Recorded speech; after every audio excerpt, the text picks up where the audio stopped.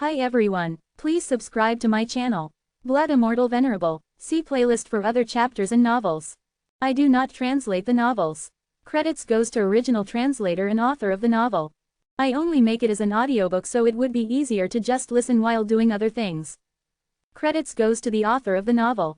I convert stories to audiobook for mental health, for multitasking purpose, for accessibility and time saving. Listening to audiobook is also beneficial for people who have disability. It improves our listening skills and improve our English comprehension, vocabulary and other things. So, thank you for listening. Thank you and thank you very much for your support. Chapter 1261, Near-Death Situation. Before Zen was dragged into the darkness, he had already thought of this and anticipated a way out. He had used the powerful assault of Haley as his cover. Although the energy released by the moon-bursting flame bow was exceedingly strong, Zen's body was left unharmed as it was immune to flames. With their full cooperation, as long as the other party dared to hook onto him, he was confident that he could kill the enemy. The one who killed their enemy wasn't Zen, so the illusion points that bolted out from the body of the warrior who had been burnt to ashes just now directly flew into Haley's body. However, the most surprising thing was that the ace talent in the other party was also able to resist the attack from the moon-bursting flame bow. He faced the flames head-on and outrageously rushed towards Zen, ready to kill him as well. Within a split second, this person charged in full momentum, aiming his long sword in his hand towards him. However, before it reached him, Zen had already sensed the peculiarity of that iron sword.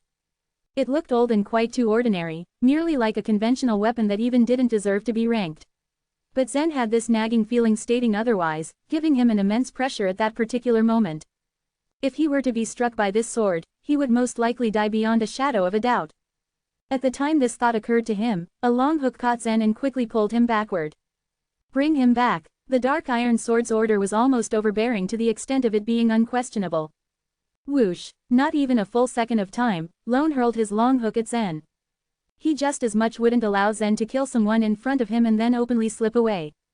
And like a bolt of lightning, the long hook in his hand brutally launched towards Zen. At the instant, his long hook reached Zen, a clinking sound reverberated. Janet's long hook was already on Zen when Lone's long hook also got him. Under the collision of these two completely identical laws, Janet's hook was directly knocked away, and similarly, Lone's long hook was also knocked off. It was like there was a repelling force surrounding them. Having lost both of the shackles of the long hooks, Zen was unable to fly. He had nothing to rely on to gain momentum in the air. Consequently, his entire body fell directly into the deep ditch. Briefly, he happened to glance at the multicolored river of energy slowly flowing within this deep ditch. According to the rules of the Hall of Causality, these seemingly harmless energies were absolutely fatal. If anyone were to fall into the river, the warrior would undoubtedly die, and there was no exception to it. And for Zen, it was indeed unexpected. Zen remained alert at this ordeal as there was no trace of panic on his face. After all, no one died in the illusion battlefield for real. Everyone could still see that Zen's expression was extremely calm. And before he fell, he threw the long hook in his hand at Lone. The attacks of these several hooks all happened simultaneously in an instant. When Zen had begun to fall, Lone was still drawing back his long hook. Before he got his hook, Zen's long hook was one step ahead as it shot towards him. The first one to react was the sword in Lone's hand. However, no matter how fast the sword's reaction was, that response didn't come from Lone himself. Realizing that Zen wanted Lone to perish together with him, the dark iron sword quickly sent a message through its consciousness to Lone. In the end, however, it was still a step too late. Or perhaps it could be said that the sword did not tell Lone what exactly happened. It only released a strong sense of danger to alert him. Even though Lone had detected the danger, it took him a moment before realizing that it was emanating from Zen's long hook, which had already caught him and was pulling him towards Zen. Currently, both of them were plummeting at the river of energy below. This guy is unforgivable. Lone's sword roared. If the two of them plunged into the river, it would be the end of them, and they would be sent back to the main city for revival. However, this did not happen. At this critical stage, Jeffrey, who stood at the back, once again threw a long hook at Zen, trying to pull him back from this deep ditch. The moment he made his move was timely perfect. The long hook in his hand securely caught Zen, who was falling, and he quickly dragged him towards the side, which was covered by a dense fog. Lone faced the same dilemma. A martial artist behind him also threw a long hook. And to prevent him from plummeting further, he started pulling Lone back. Between the two, no one won in this round, since they had not even fought. Saved by his fellow man, Lone felt somewhat disgruntled. He refused to accept that the whole scenario ended up like this. Anger engulfed him as he threw the long hook at Zen once again. Ding! Zen began to descend again, not long after he was pulled up. Lone's long hook hit against Jeffrey's hook, successfully disengaging it from Zen. At this moment, Zen braced himself as he was going all out. If he were to die in the Hall of Causality, he would have to pull someone down with him at all costs. Then in a split second, the long hook in Zen's hand also shot towards Lone, and with a crisp tinkling sound, the hook attached to Lone loosened up. Lone also started to sink downwards. But he abruptly twisted his body in the air to turn around. Then an uncontrollable ray of light, which was bursting with full energy, suddenly shot out from the dark iron sword and immediately charged towards Zen with utmost urgency. Even though the sword had extracted Lone's life vitality, and its strength couldn't be fully displayed, its ray of light contained a profound intent, so its potency was naturally strong. Zen's figure moved slightly to the side as he drew his sword. Streaks of lightning and wind blades bursting forth from the Thunderwind divine sword soon followed as if they were in sync with Zen's bodily movement, while at the same time, dozens of nether god shadows thrust towards Lone. Both of them were in a dire state, but they seemed to have chosen to ignore their critical situation. As they continued to cascade at a quickening speed, they were seriously utilizing their techniques to bring down the other. This ray of light. Zen's pupils dilated at the glaring ray of light. He had no way to dodge this attack. If this ray of light hit him, he would most likely die without a doubt. However, right at this moment, another long hook once again caught Zen and stopped him from falling. He immediately twisted his body. With the help of the pulling force from the hook, he forcibly managed to dodge Lone's incomparable powerful strike. Lone's situation was similar to Zen's. Another long hook shot out from the darkness, once again dragging him towards another direction. With the assistance of both parties, Lone and Zen had stabilized their position. Though they had the chance to return to their places, neither of them wanted to lose yet. After all, if one must fall into the river of energy, that warrior would most likely die. Their long hooks shot out once again. The two of them continued to descend and then were pulled up by the people behind them. At the same time, the two of them threw their hooks at each other and then continued to fall into the river of energy. This near-death situation lasted for a full 7 rounds. They fell down 7 times and were pulled up 7 times. Both sides had knocked off each other's hooks for many times. Neither of them dared to keep their guard off, but Lone was also secretly shocked. This fellow in front of him looked ordinary, but he seriously possessed such strength. He admitted that he had underestimated Zen before. Lone knew the strength of his sword, but even so, he was unable to gain anything from Zen. Now, he was very anxious. Exactly at this moment, another flame exploded right above Lone's head. Boom! An intense fierce flame explosion erupted and formed a wall of flames, separating the Dark Law from the outside. However, the warriors covered by the Dark Law had a hard time finding Lone through that layer of explosive flames. The 2 long hooks which were initially intended to rescue Lone failed to reach him. But instead, they flew past him and headed straight for Zen. Without any hooks dragging him, Lone fell straight into the river of energy in the deep ditch. Zen, on the other hand, was accidentally dragged by a long hook into the Dark Law on the other side. Just as Zen steadied himself, from the corner of his eyes, he saw Lone staring at him coldly, with eyes filled with killing intent and hatred as he sank into the colorful river of energy. Chapter 1262, Challenge. The energy flowing like a river began eroding the otherworldly swordsman's body.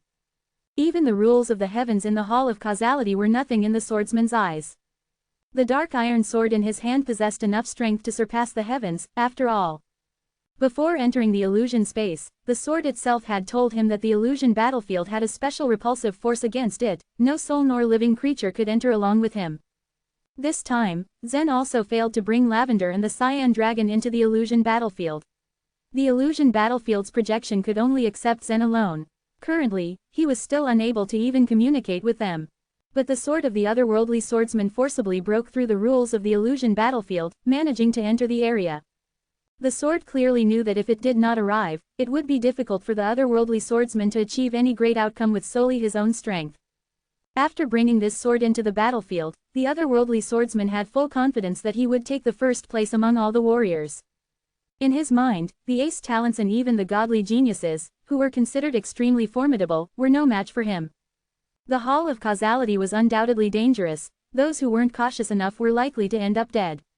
In only the second hall of causality he had just passed through, countless ropes were already trying to trap the warriors in and squeeze the lives out of them.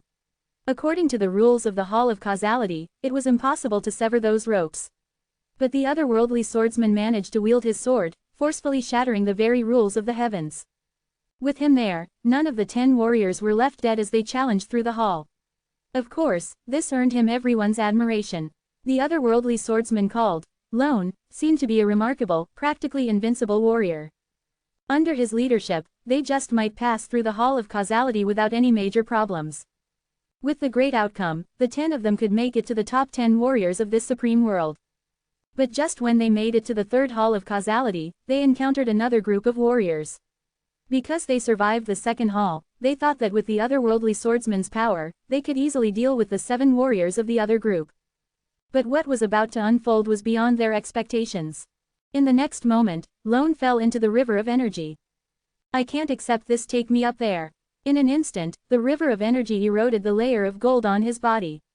The dark-colored iron sword was truly powerful and formidable, serving as the swordsman's savior. If any other warrior were to fall into this river, they would be instantly dissolved into nothing. "It's useless now, but it doesn't matter if we don't make it this once. We can still catch up," replied the sword. "Can't you let me float up first? I have a few words for that guy." Never did the swordsman think that he would be defeated in the hall of causality by a nameless young warrior. With his arrogant personality, how could he accept the fact just like that?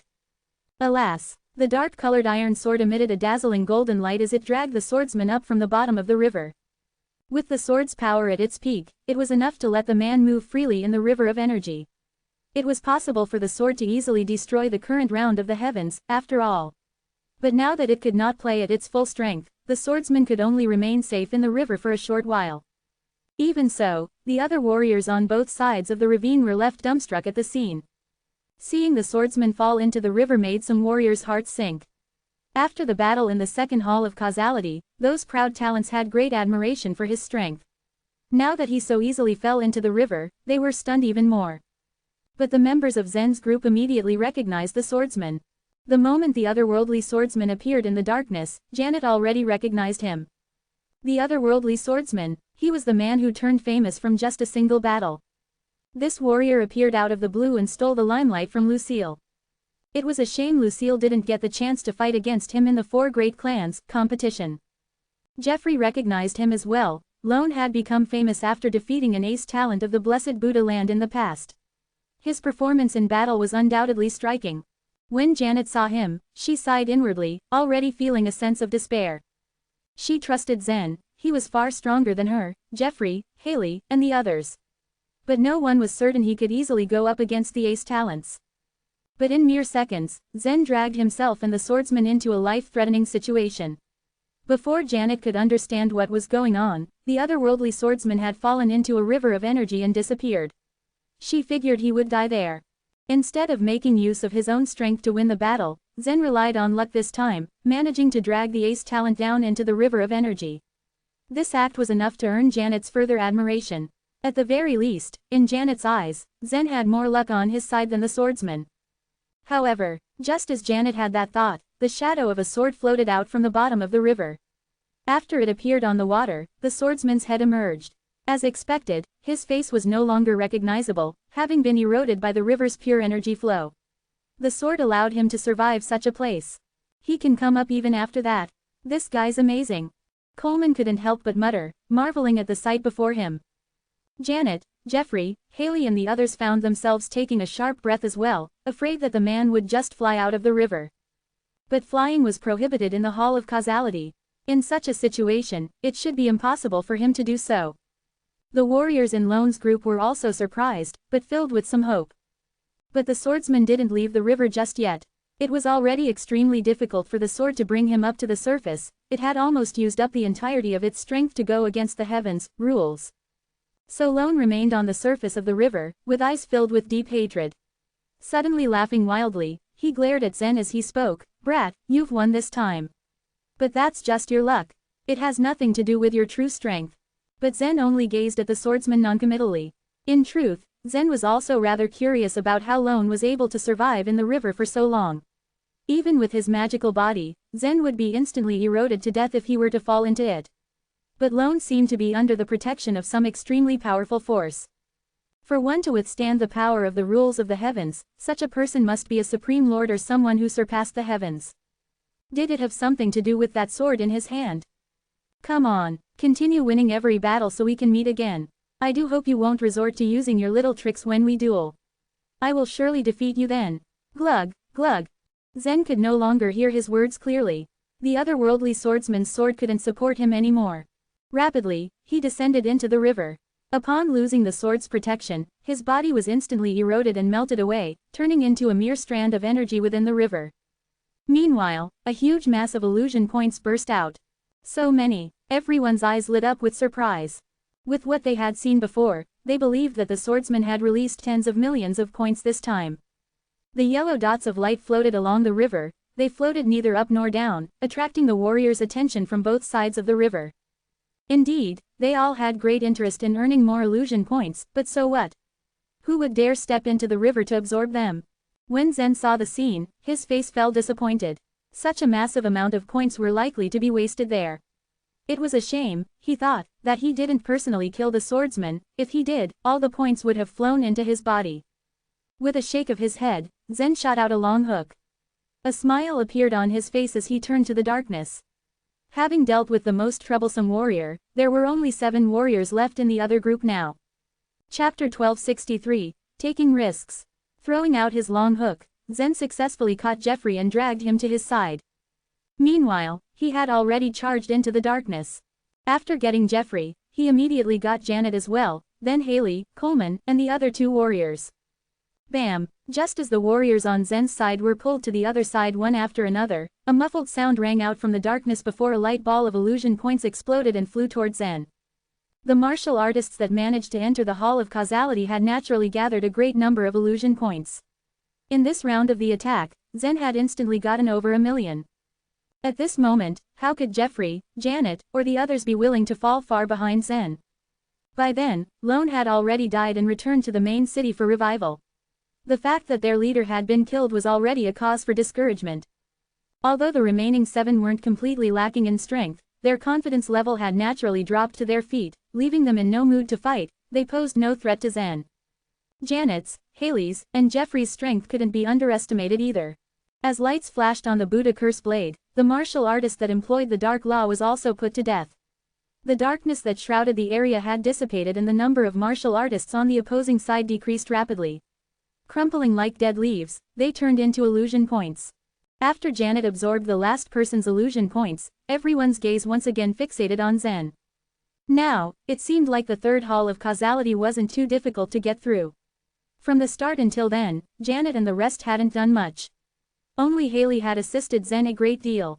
But they were all aware that the 3rd Hall of Causality was extremely dangerous. If it weren't for the fact that Zen had brought Lone down into the river of energy, their group would probably have been annihilated right there. The only reason they could pass through the 3rd Hall of Causality was that they had Zen with them. Why are you all looking at me? Zen asked before turning to the exit of the Hall of Causality where Lone and the other members of his group had entered. But Janet pursed her lips and smiled. That guy seemed unwilling to accept defeat so easily. Who? Zen only smiled, pretending to be unaware of who the other was referring to. Then, Janet pointed to the river of energy in the deep ravine. I've already offended Lucille, said Zen. I don't mind offending one more. Someone like Lone who was considered an ace talent would be able to catch up quickly even after his death. As the game continued in the illusion battlefield, the lower-ranked martial artists would constantly get wiped out, leaving the top-ranked martial artists to compete with each other. Sooner or later, Zen would meet him again. You're right. Watching Zen's nonchalant expression, Janet could only laugh helplessly. But it's a pity that his illusion points will be wasted, Zen muttered as he continued staring at the illusion points floating above the river. Everyone looked at them regretfully.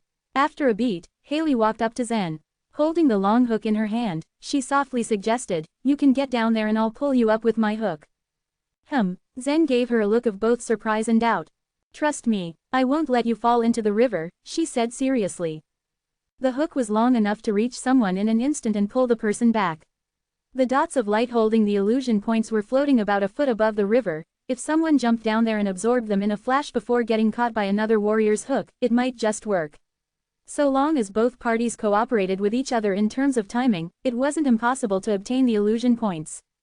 But the success of this plan required someone with the ability to control the hook with utmost precision. If the warrior threw out the hook even the slightest bit too soon or too late, he or she wouldn't catch the falling warrior. The key to this plan was the one who would throw the hook. Trust, then, became a major factor here. Having fought in the Hall of Causality together, this group of warriors had established some trust among each other. But that alone wasn't enough to make anyone put their lives into the hands of someone else. If the person on the bank didn't throw out the hook, the warrior who set out for the points would die in vain. Even though no one died in the illusion battlefield for real, it was unworthy to lose life like this. I can hit a butterfly from 10 miles away. I never miss my target, Haley added. Though she had been rather quiet along the way, at this moment, she spoke confidently. We will use our hooks to help too, Janet said with a smile, seeing Zen consider the idea. I think it'd be better if only Haley throws out her hook to drag him back. If two hooks collided, the rules within them would set off each other's power and do more harm than good, Jeffrey offered. Although he was also tempted by the chance to get the illusion points, he didn't dare jump close to the river of energy. At that point, everyone saw Zen as their leader, wanting him to guide them further into the Hall of Causality. No one was rooting for his death. Jeffrey was well aware that he was far less important than Zen. With furrowed brows, Zen looked from Haley to the illusion points floating along the river of energy. Currently, he had a total of over 10 million illusion points in his body. To Zen, the number of illusion points above this river of energy was by no means small. After a moment of thought, he gave Haley a nod. 10 million illusion points were definitely worth the risk. With that, he walked to the edge of the place with Haley standing behind him, grabbing the long hook firmly in her hand. I'm going to jump, and he did. Zen aimed straight for the illusion points above the river. Falling rapidly, Zen soon covered several dozens of feet in distance, soon reaching his target. At this moment, Haley stared firmly at Zen's movement, keeping watch at the height he was in. After calculating the timing, she threw the long hook in her hand toward the balls of illusion points. The instant Zen's figure swept past the points, these ownerless points immediately flew into his body. But just as he absorbed the points, he was already less than a foot away from the river of energy below. Whoosh! Meanwhile, the long hook had already reached Zen's body. With a tug from Haley, Zen was saved from the fall. With the hook pulling him back, Zen's head hung forward, the tip of his nose only inches away from the river. If he fell forward even the slightest bit, he would be eroded in an instant. While Zen could withstand the immense power of fire, there was no chance that he could handle the river's erosion. Huff, huff. When Haley pulled hard, Zen's figure began to emerge faster until he returned to the bank. As the several martial artists witnessed Zen return safe and sound, envy grew in their hearts. Although Zen risked a great deal, he managed to obtain over 10 million illusion points in an instant. How could they not be jealous? Thank you, Zen gave Haley a thoughtful nod. No need to thank me. This is what you deserve, she returned. Though Lone wasn't directly killed by Zen, the latter was still a great factor leading to his death. If it weren't for Zen, all of them were likely to have been killed off by the swordsman. After collecting Lone's illusion points, Zen's ranking soared once again. As the martial artists fought around the illusion battlefield, they obtained iron tickets from various mystic places, allowing them to enter the Hall of Causality. At this stage, everyone's ranking fluctuated dramatically.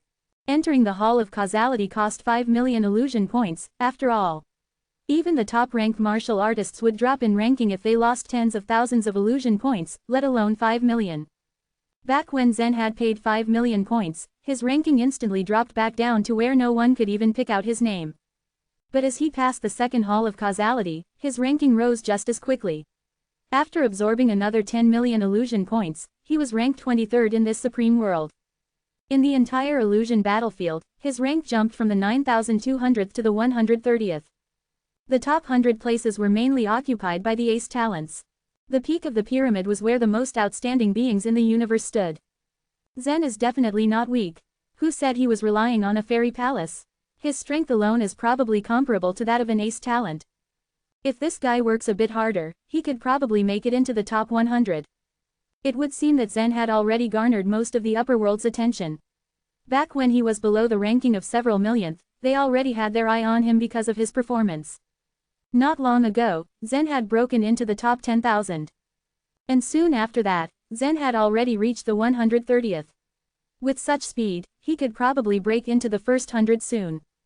Chapter 1264. How many life vitality crystals? Here in the pure jade sacred place of the three purities world, the clear spirit force house was the core place for cultivation. It was a place where only the most talented disciples had access to. But the talented disciples at the Soul Sea realm were currently in the illusion battlefield, which meant that the clear spirit force house had been left mostly empty. Not today though. Today, the main hall of the clear spirit force house was bustling with energy as numerous life and death realm and spirit supreme realm warriors gathered together. Their excitement was tantamount as they waited for the results of the illusion battlefield competitions. The stakes were high and everyone waited in bated breath as the names changed in ranking on the pyramid located at the roof of the hall. The clear spirit force house was the gathering place for the strongest warriors here in the pure jade sacred place, so everyone had high expectations for their own homegrown talents. Josiah's ranking has improved. He's at the 220,000th now. It might be possible for him to get up to the top 100,000. He's really lived up to everyone's expectations.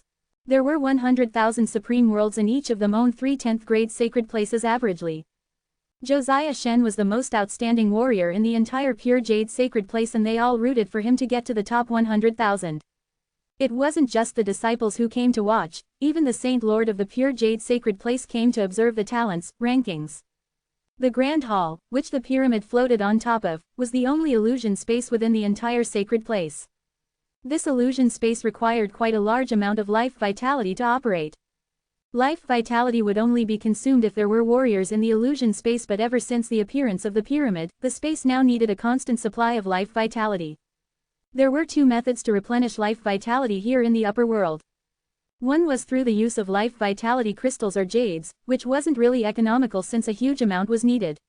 The second, and more economical method was to have warriors directly supply the life vitality with their bodies. There were countless warriors in this boundless universe.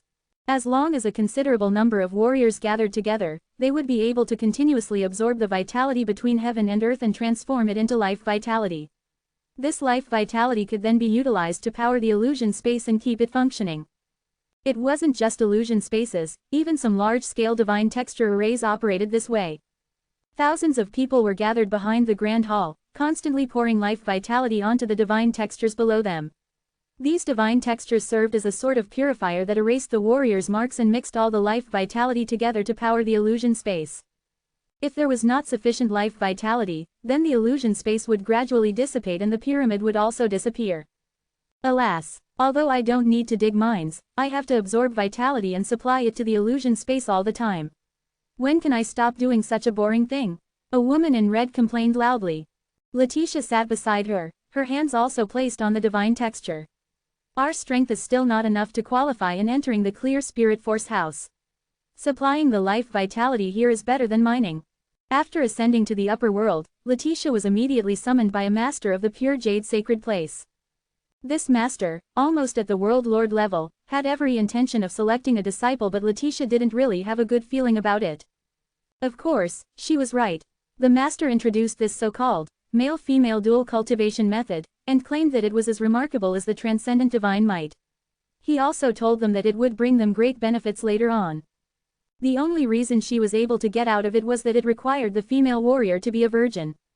Letitia was already a married woman and it was thanks to that fact that she was able to get out of such a fishy arrangement.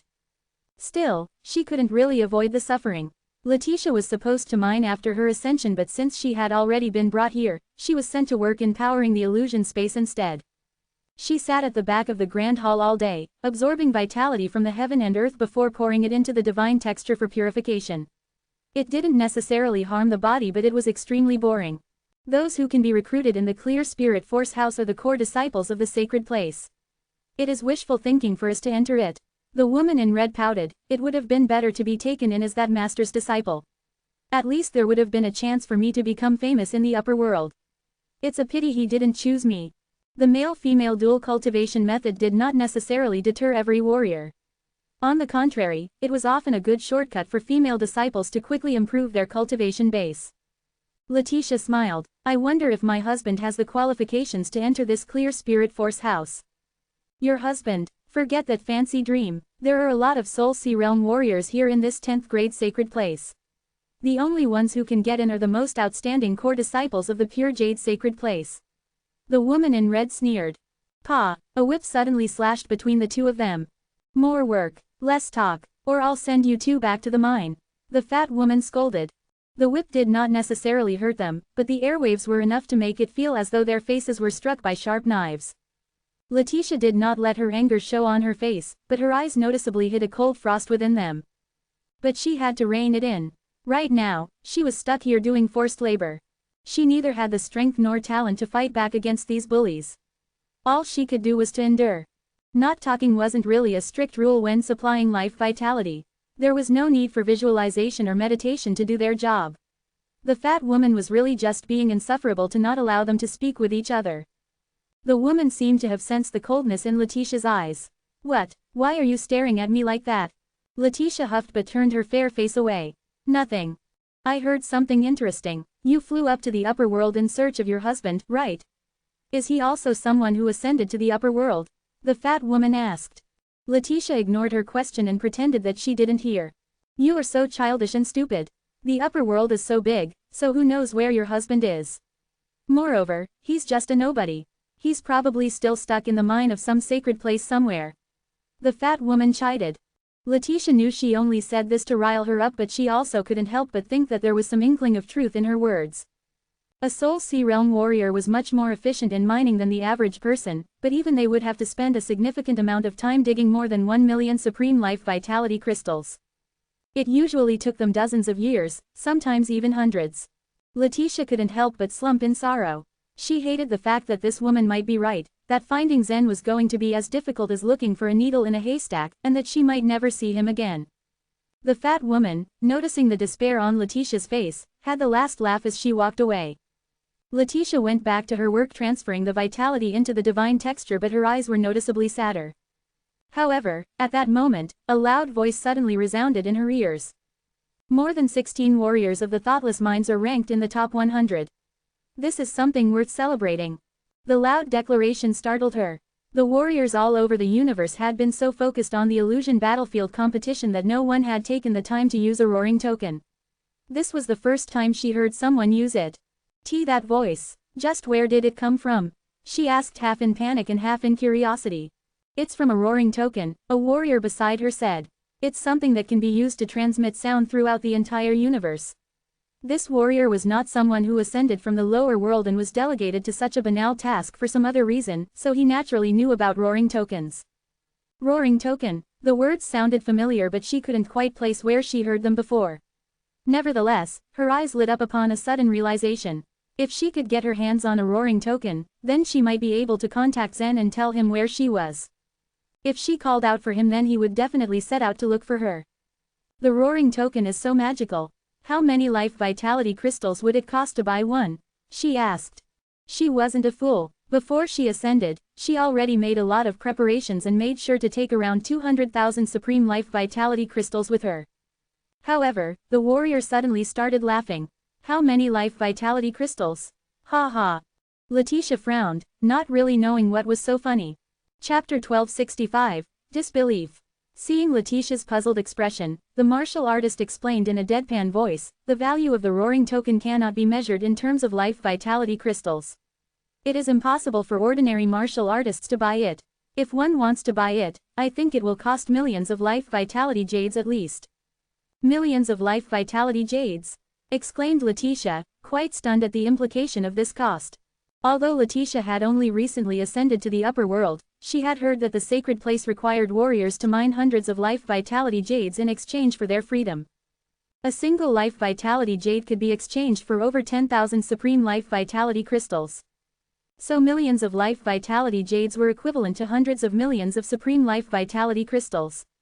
Ever since the Cloud Hall and the World Commercial Alliance had united the Central Region, and her master had returned to the Cloud Hall had become more and more prosperous with each passing day.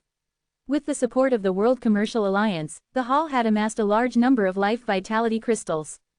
Before her ascension to the upper world, her master, Imogen, had gifted her half of the supreme life vitality crystals that the Cloud Hall had accumulated, in case she needed them in the upper world. Now she had around 200,000 supreme life vitality crystals with her, safely locked away in her space ring. Just a moment ago, she was still considering whether she should buy 2 roaring tokens. However, when she heard the martial artist's explanation, she was utterly shocked. So the great wealth of the 200,000 Supreme Life Vitality crystals that she had brought with her was nothing in the upper world. Where she had previously thought herself wealthy, she now felt like a pauper. The truth was that when the martial artist had explained that the roaring token was worth hundreds of millions of Supreme Life Vitality crystals, he had been simplifying the matter to make her understand the priceless cost of the roaring token. He had reduced its value by 10 times. It couldn't be blamed on him.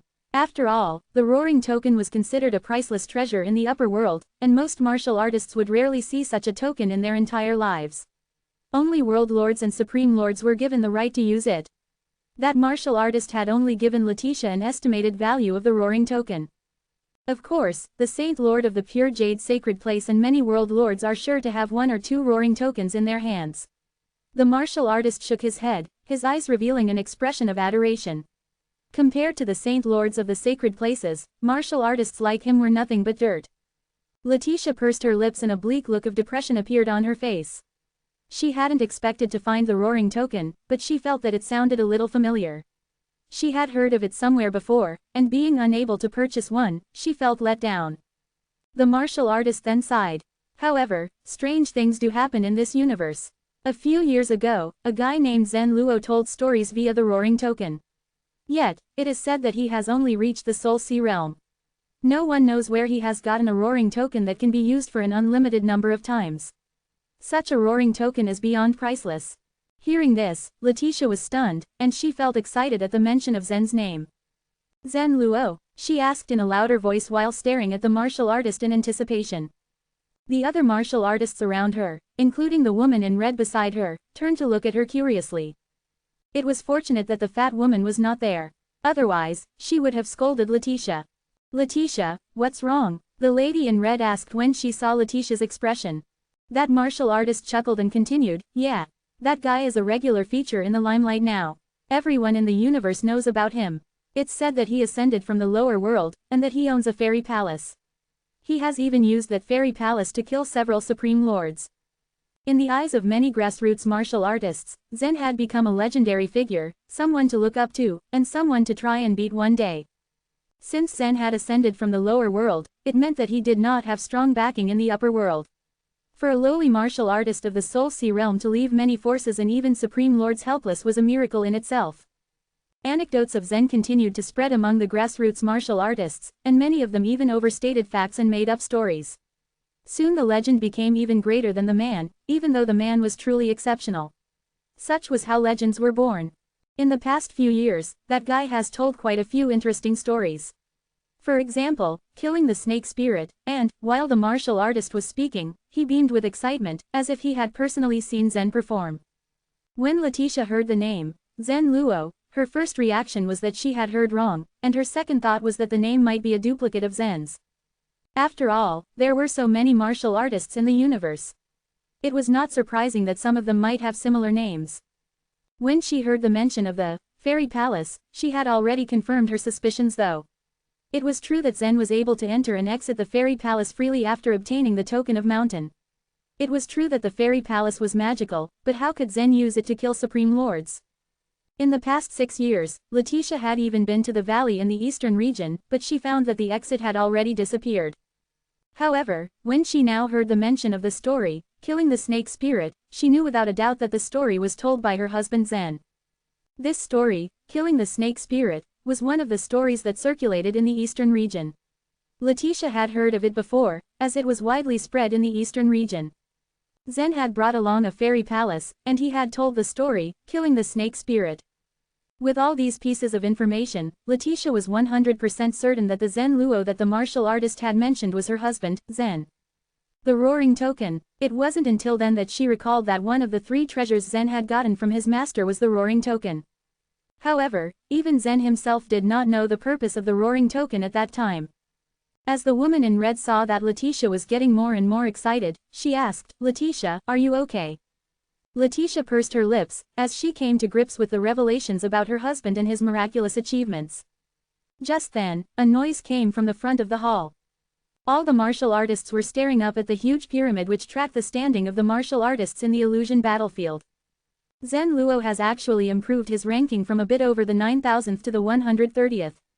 He has such unmatched strength. He is probably going to rush straight to the top. That's not the case. The further he goes, the more difficult it will become. The warriors in front of him are the ace talents from the various races. How could he surpass them so easily? The martial artist who had been talking to Letitia laughed, looked at the pyramid and said, "It's the Zen Luo I talked about earlier. I heard that some said that he was just lucky and had inherited a magical fairy palace, but that he was actually weak and not talented. Now that he has risen so fast, and he has already reached the 130th place, it's really surprising. I even thought that he would just be one of the top 10,000. But now look. Zen's name." Although the pyramid was not very close, Letitia could still clearly see the names written on it. At first, she had searched along the top of the pyramid, but she didn't find Zen's name, so she had given up. The pyramid represented the rankings of all the martial artists at the Soul Sea realm in the entire universe, but there were also trillions of martial artists in the illusion battlefield, hence, it was unlikely that Zen's name could be found on it. Now, with a sweep of her eyes, Letitia found Zen's name floating somewhere near the top of the pyramid. It said that there are trillions of martial artists at the Soul Sea realm in the illusion battlefield, right? Asked Letitia suddenly, her eyes still resting on Zen's name. With his ranking, he should be able to enter the Clear Spirit Force house to cultivate, right? Ha ha, the martial artist broke into laughter. After sizing up Letitia, he asked, "Did you ascend from the lower world?" Letitia nodded. Although she knew that there were over 100,000 supreme worlds in the upper world, she did not have a thorough understanding of them yet. The 10th grade Clear Spirit Sacred Place was in her limited understanding a paradise. The martial artist then said, "No wonder. For a powerhouse like Zen, even the famous 13 palaces cannot accommodate him, not to mention the Clear Spirit Sacred Place." It is said that after he ascended, he immediately left the 10th grade Sacred Place and was accepted into the 13 palaces. Now that he has obtained such a ranking, he can already be considered an ace talent in the Humanity Alliance. Oh, really? Letitia's face lit up with a proud smile. In the central region, Letitia had held absolute confidence in her husband. But it was different in the upper world, where there were many ace talents. She hadn't dared to hold too high an expectation of Zen. However, she never thought that in just 6 years, Zen had already achieved such a great achievement. The news that she had just heard was far beyond her wildest imagination, and also far beyond her expectations for Zen. At the same time, it gave her the confidence and inspiration to find Zen. "Letitia, why do you ask so many details? Do you know this warrior?" the woman in red asked from beside her. Letitia had a smile on her face as she looked up at the pyramid and said, "Have you forgotten what I told you? I flew here to find my husband." The woman in red was still puzzled. "I know, so what?" Letitia said excitedly, "My husband flew here 6 years ago. His name is Zen Luo, and if I guess correctly, he is the man at the top of the pyramid." Although her voice wasn't loud, the woman in red and the martial artist clearly heard what she said. The two of them stared at her with widened eyes, their expressions filled with disbelief. Chapter 1266, Margaret's Ranking. The woman in red frowned slightly and said, "It might be a coincidence." She and Letitia had ascended at the same time. The two of them had become quite sympathetic to each other, especially since she had discovered that Letitia was actually looking for her own husband. She had also advised Letitia to give up as there had seemed to be no hope of ever finding her husband. Now that she suddenly heard Letitia's answer, how could she possibly believe it? The universe was so vast, there could be many warriors with the same surname and name. The name Zen was not an uncommon name. However, what she didn't know was that Letitia had already successfully confirmed Zen's identity. Letitia stared at the warrior with them and said, "The story, Killing the Snake Spirit, is a story that has spread throughout our central region. It relates how a man met a snake spirit at a thorny mountain and fell in love with her. However, the snake spirit could not get rid of her brutish nature and killed a lot of people. At last, the poor man had to kill the snake spirit. The story should originally have been like this, right?" "Right." The warrior suddenly nodded his head and looked into Letitia's eyes. He believed her words. The story had been told by Zen through his roaring token. It had spread widely and was exactly the same as the story which the woman in front of him had just summarized. This story had been told 3 or 4 years ago in the upper world. However, this woman had just ascended, but she already knew this story. At the very least, it showed that she and Zen came from the same lower world. Actually, Letitia hadn't wanted to prove anything to them. She was already deeply satisfied in knowing that her husband was still alive, where he was and that he was doing well. He is still as surprising as always. Letitia thought as she looked up at the pyramid where countless names were floating, occasionally changing places as the warriors fought and won, or lost battles. As for the warrior, when he heard these words, his heart began to burn with unbridled passion. This warrior had not ascended. He didn't have any greatly significant background in the pure jade sacred place. In order to earn even basic rewards, he had been assigned to supply the illusion space with life vitality. If what the woman in front of him had said was a lie, it wouldn't be a big deal. However, it seemed like there was a 50% chance that her story was true. If it was true, then if he could somehow help the woman for a grassroots warrior like him, this might be a once-in-a-lifetime opportunity.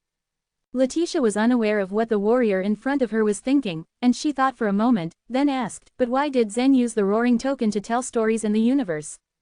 He did it for a mysterious girl, the warrior laughed. Everyone in the universe had been able to hear the conversation between Zen and the mysterious girl, so this warrior was no exception. A mysterious girl? Letitia frowned slightly and one eyebrow arched slightly, as if it was a conditioned reflex. The warrior noticed Letitia's expression and shrugged. I don't know who that mysterious girl was, or what kind of background she had. The entire universe still doesn't know her identity, but she agreed to help Zen locate his sister.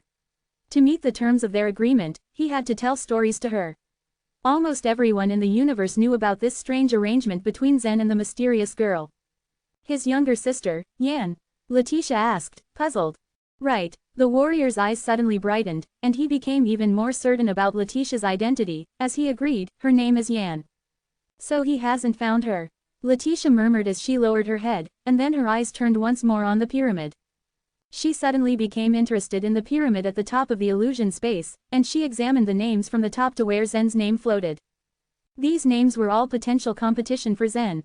While they were still observing the order of names, a wave of sighs resounded from the far side of the hall. Zen's ranking has increased by 2 again. With a smile on her face, Letitia continued sweeping her gaze, allowing her eyes to drift below Zen's name, and not long after, she saw another familiar name. Margaret, 164th. When Letitia saw this name, she was utterly stunned yet again. She had accumulated such a strong power. Although Letitia knew that Margaret's purple power body was very special, back in the central region, Margaret's cultivation had only been at the internal elixir realm. Furthermore, if she didn't rely on her own bloodline, her strength would disintegrate into a complete mess. Afterwards, Margaret had gone to the purple power world. It had only been a few years. How did she already enter the Soul Sea realm? Furthermore, how did she come to possess such a strong power? A tremendous power almost the same as Zen's. How was this possible? Letitia found it hard to accept this result.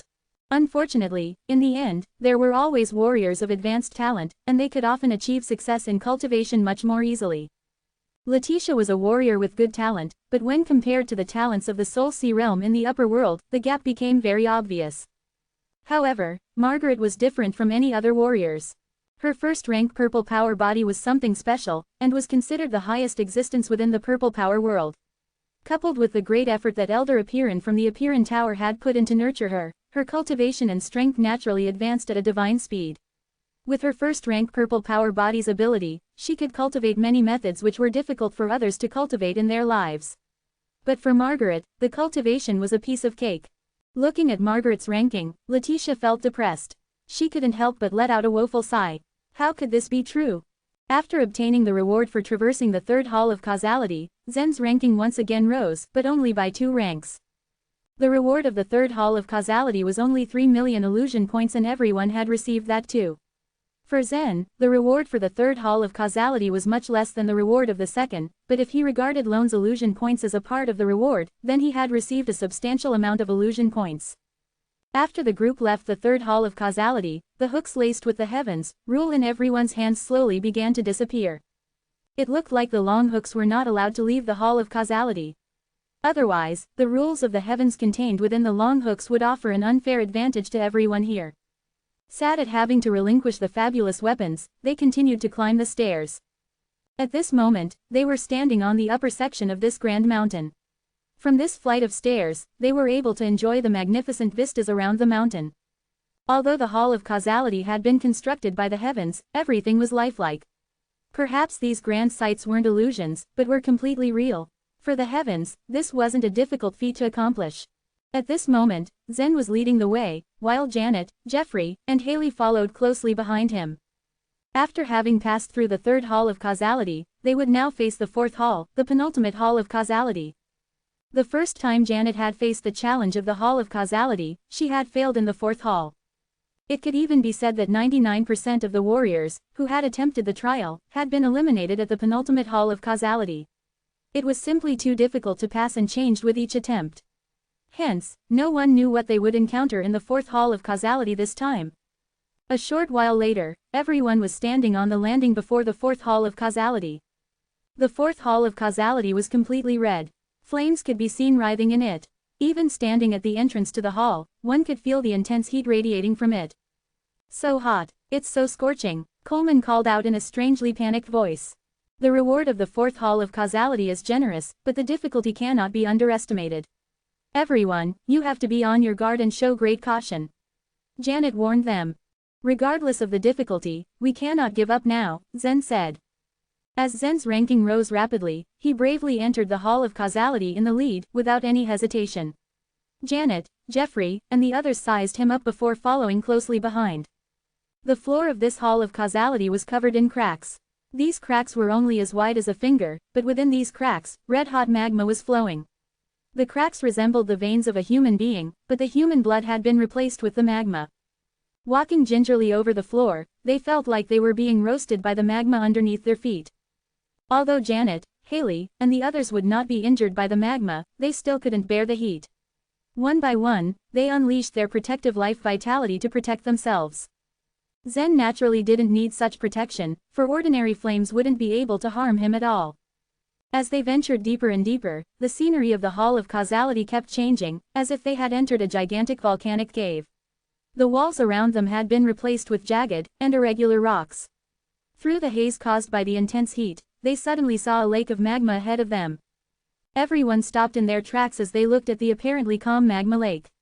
The occasional bubbles softly popped on the glowing surface, and a cautious look appeared on their faces.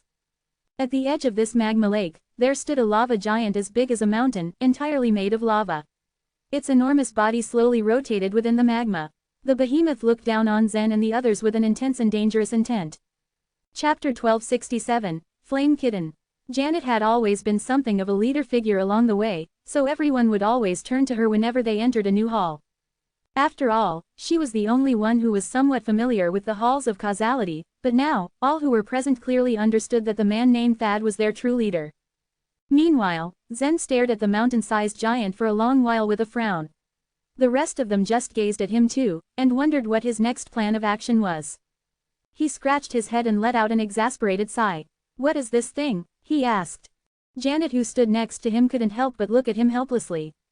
She didn't expect that Zen did not even know what a lava giant was. Even Jeffrey, Haley, and the others all looked at Zen the same. Only Coleman was oblivious to what had transpired. He stared at the lava giant and muttered, "This thing seems to be stronger than I am." This lava giant is a law creature, created by original laws. It contains the earth law and the fire law. Such a massive lava giant would probably need the sixth layer of the fire law's power to be born, Janet said lightly. It was known that law creatures were quite common. For instance, a thunder spirit was born from dense thunders, while immortal flames conceived a fiery evil spirit. However, those were all low-level law creatures. Generally speaking, higher-level law creatures required a higher-level energy of original laws to be slowly nurtured. For example, the golden wind blades that emerged from the storm Zen previously encountered in the chaotic ocean of stars. They were all higher-level creatures of the wind law. There was silence in the air at that moment as everyone tried to look for ways to pass through the magma lake. Coleman's burly figure passed through and walked 2 laps around the edge of the magma lake. He suddenly noticed that the surface of the lake started to fluctuate and emit fiery red ripples. "What's that?" Coleman exclaimed. He stared at the red ripple, and then his face twisted into a strange expression. Plump, small bubbles of lava appeared within the magma lake, and then spirals of fire danced in the air when they burst open. Once the flames began to dance, they stopped spinning. Only then did everyone realize that the flames were actually in the shape of several kittens that were about a foot long. The kittens looked like innocent and docile pets as they floated on the surface of the lake, their adorably large eyes wide open while they stared at the warriors in front of them. They floated for a while before they dove back into the magma. More magma bubbles exploded afterwards, and more flame kittens crawled their way out of the bubbles. "This little thing is quite cute," Coleman said as he stretched out a finger and waved it towards a little flame kitten. Nobody knew what was up with him for him to attempt such a thing. Meow. The little flame kitten purred lowly, and then it slowly floated towards Coleman. However, it moved at an extremely slow pace.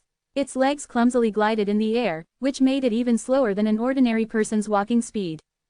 Just as it had reached Coleman halfway, everyone heard a cat's mournful cry. Meow. What used to be a docile-looking flame kitten suddenly swelled up 10 times its original size. Then it aggressively pounced towards Coleman. While the little flame kitten looked docile and domesticated at first, now it was the total opposite.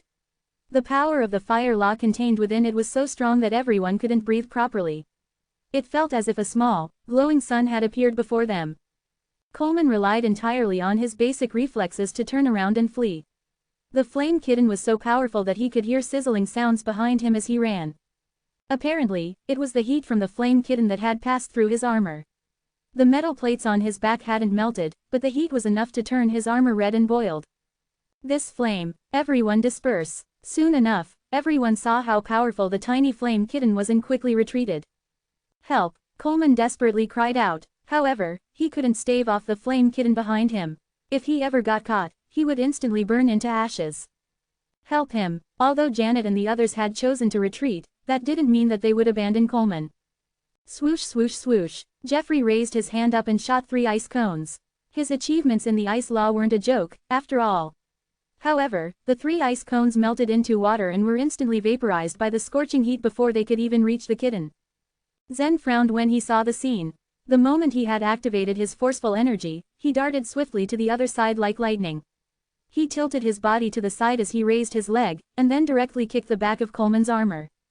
The impact of his kick was so strong that Coleman was sent flying outside the Hall of Causality. In turn, Coleman's speed had increased more than 2-fold. When he finally charged out of the Hall of Causality, the little flame kitten slowly floated back and chose not to attack Zen and the others. Instead, it leapt and sank back into the magma. This little flame kitten, it should be the pure power of fire, born from the 7th layer of the fire law, Haley said and took a step back as she stared at the dancing flame kittens. In other words, the power of the fire law in this magma lake may not be on the 6th layer, but the 7th. She said in a low voice. Only Haley was a master of the fire law out of all the martial artists present, so she had an authority to speak about it. The 7th layer of the fire law. No wonder the kitten was so powerful when it attacked me, Coleman sighed.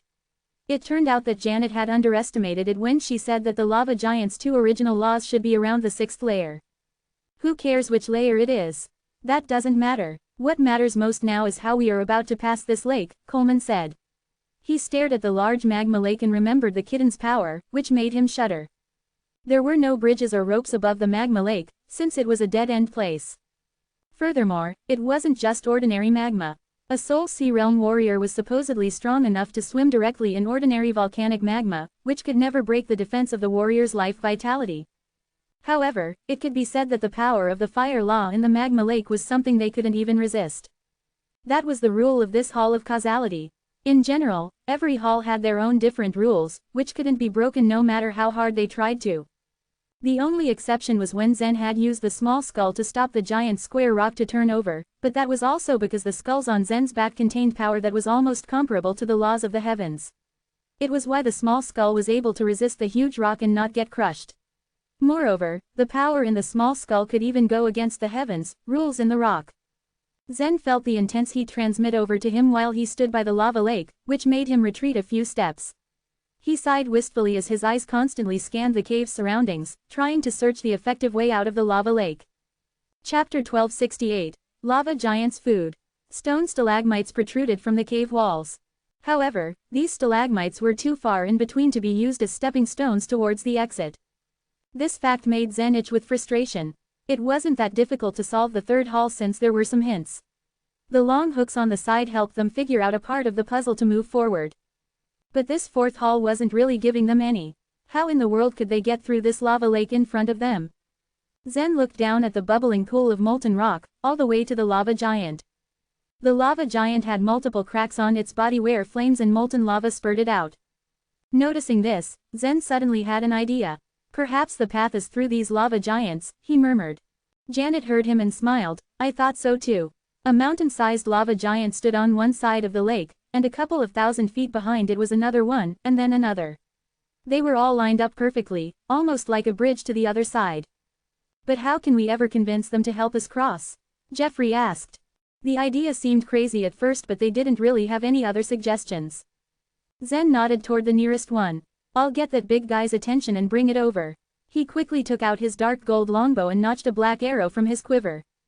They weren't really sure if it was going to work, but nobody dared stop him. Zen was too much of an acid in getting through the Hall of Causality for them to interrupt him. Zoom! The black arrow was released and shot towards the first lava giant. Whoosh! There was quite a distance to travel, and halfway towards its destination, the arrow let out an explosive sound and sped up for its second phase. It was faster and even more powerful than before. Bang! The arrow hit its target and a black ray immediately exploded out of the lava giant's chest. It was too big of a target to miss. They all held their breaths as they stared at the lava giant. They had to be ready to run at the first sign of trouble. They had already recouped the 5 million illusion points they had spent entering here. Not to mention the amount they would lose if they actually died was essentially half of their accumulated points. It took a few seconds for the lava giant to turn, but it only seemed to just be stretching. Zen's arrow had been explosive, but it didn't cause that much of a damage to the creature. It didn't even seem to have noticed it. It didn't work, Zen said, turning to Haley. Her bow was a supreme divine weapon, which meant it was way stronger than Zen's. She was their only hope now. Haley understood the meaning beneath his gaze. In fact, she already had her moon-bursting flame bow out and ready. She pulled on the string and took aim. Flames whirled in front of the bow as the scarlet arrow was notched into the string. Boff! Haley's arm did not shake as she released her hold and shot the arrow towards the lava giant. Boom! The arrow had been coated in powerful flames and exploded upon contact. The fire spread and burned fiercely upon the surface of the lava giant's molten exterior. It seemed the moon-bursting flame bow did its part. But the lava giant remained unbothered. It was a high-level being born from the union of the fire and earth laws. These flames were not a threat to it. The lava giant merely absorbed the flames through the cracks on its scraggly surface. Haley shook her head in disappointment. It's useless. However, at that moment, a huge rock shot above her head and towards the lava giant. It was Coleman. He laughed as they turned to look at him. I also wanted to give it a try. He had found a 3 feet wide rock from somewhere and decided to throw it straight at the lava giant. Your rock's nothing but a pebble against that thing, Jeffrey sneered. He had initially proposed to exterminate Coleman and never treated him seriously. The ogre was as good as useless to their team as far as he was concerned. Coleman, however, simply pointed at the stone with a smile. It hit. Bang! Everyone turned to see the large stone hit the lava giant's shoulder and immediately explode into smithereens. Just as Jeffrey said, the large rock was nothing more than a pebble to the mountain-like creature. Jeffrey snorted in disdain, proven right with his claim. He was about to mock Coleman when the lava giant suddenly trembled and began moving. No way, it actually worked, Coleman murmured in shock. He never thought his rock would do anything. It was just a rock, a mere pebble to the molten giant. How in the world did it work? It wasn't just him. Zen, Jeffrey, Janet and the others were also greatly surprised. The lava giant remained motionless in the face of explosive and powerful attacks from Haley and Zen. Their weapons were most probably insignificant trinkets to its eyes, not really enough to cause it any harm. But why did a stone have such an effect? Coleman, just where did you get that stone? Janet turned but only saw dead air. Where is he? The ogre had already run away, afraid that the lava giant would chase him, or even worse, kill him. What is wrong with him? Jeffrey said as he saw Coleman's back running out of the Hall of Causality. Ogres were not highly regarded among the other races, but they had always been known to be brave warriors, who were often willing to put everything on the line for a victory. This was their greatest strength. It was rare to see an ogre run away because of fear. Wait, look, Haley said. The lava giant wasn't alarmed by Coleman's stone. Everyone shifted their gazes and saw a large number of flame kittens appear in the lava. It wasn't the stone but these flame kittens that made the creature turn around. Meow, meow, the lava giant was trying to grab them. These flame kittens were agile but only a few managed to escape the lava giant's grasp as its large hand scooped them out of the molten lake. Once the creature had these kittens, it quickly shoved them into its mouth. Boom, boom, boom. The flame kittens let out terrible, shrill cries as they exploded into balls of wild, dancing flames within the lava giant's mouth. Janet's eyes suddenly lit up in understanding. These flame kittens. They must be the lava giant's food. They take these little things as food. So what you're saying is, the only way to get these guys' attention is by relying on these little flame kittens. Zen murmured faintly. Janet nodded, but there was a frown on her face. The problem is, these little flame kittens aren't that easy to deal with as well. Do we have to capture them in order to attract that big guy? Chapter 1269, Frosty Cage. These flame kittens were quite not big. But since they were born in the middle of this lava lake, they were considered as terrifying law creatures. The power those flame kittens had must be incredibly extraordinary. Otherwise, how could the lava giant take these flame kittens as its food? Some said that the little flame kitten was primarily a byproduct of the lava giant. But the reason for having it shaped into a cat form was still unknown. Zen claimed that it was indeed a good idea to use these flame kittens to attract the lava giant's attention. But it looked like that dealing with these flame kittens was not like a piece of cake. Not far away from the magma lake, there was an emission of small ripples creating magma bubbles. Once a magma bubble appeared on the surface, it automatically opened up, revealing a little flame kitten as it popped out. It looked so adorable when it let out a soft purring sound. Zen and the others could only stare openly at the flame kittens. They all realized that it was indeed troublesome to capture the little flame kitten before using it to attract the lava giant. But since this was the fourth hall of causality, such a challenge was too quite common.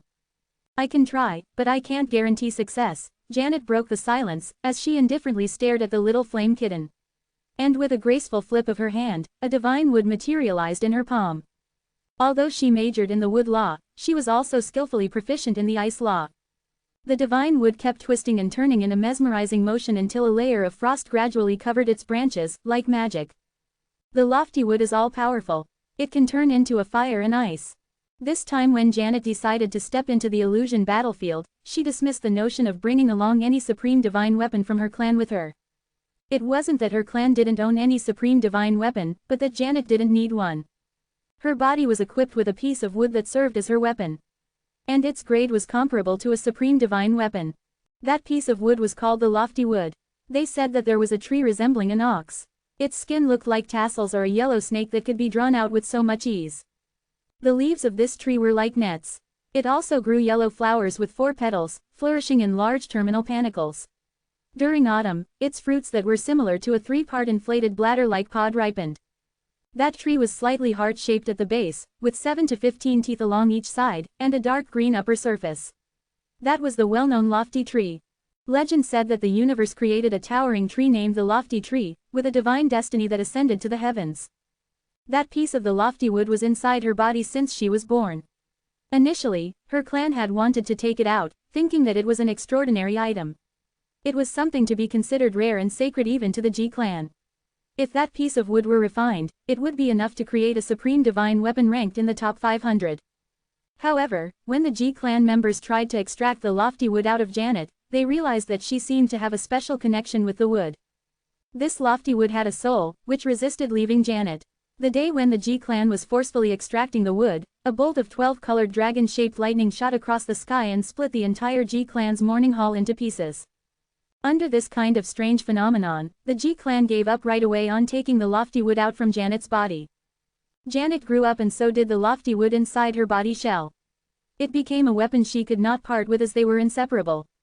As for why the lofty wood was born in Janet's body, or why it would lead to such a strange phenomenon when it was about to be taken out of her body, the G clan had always kept these things a secret and never brought it up to the outside world.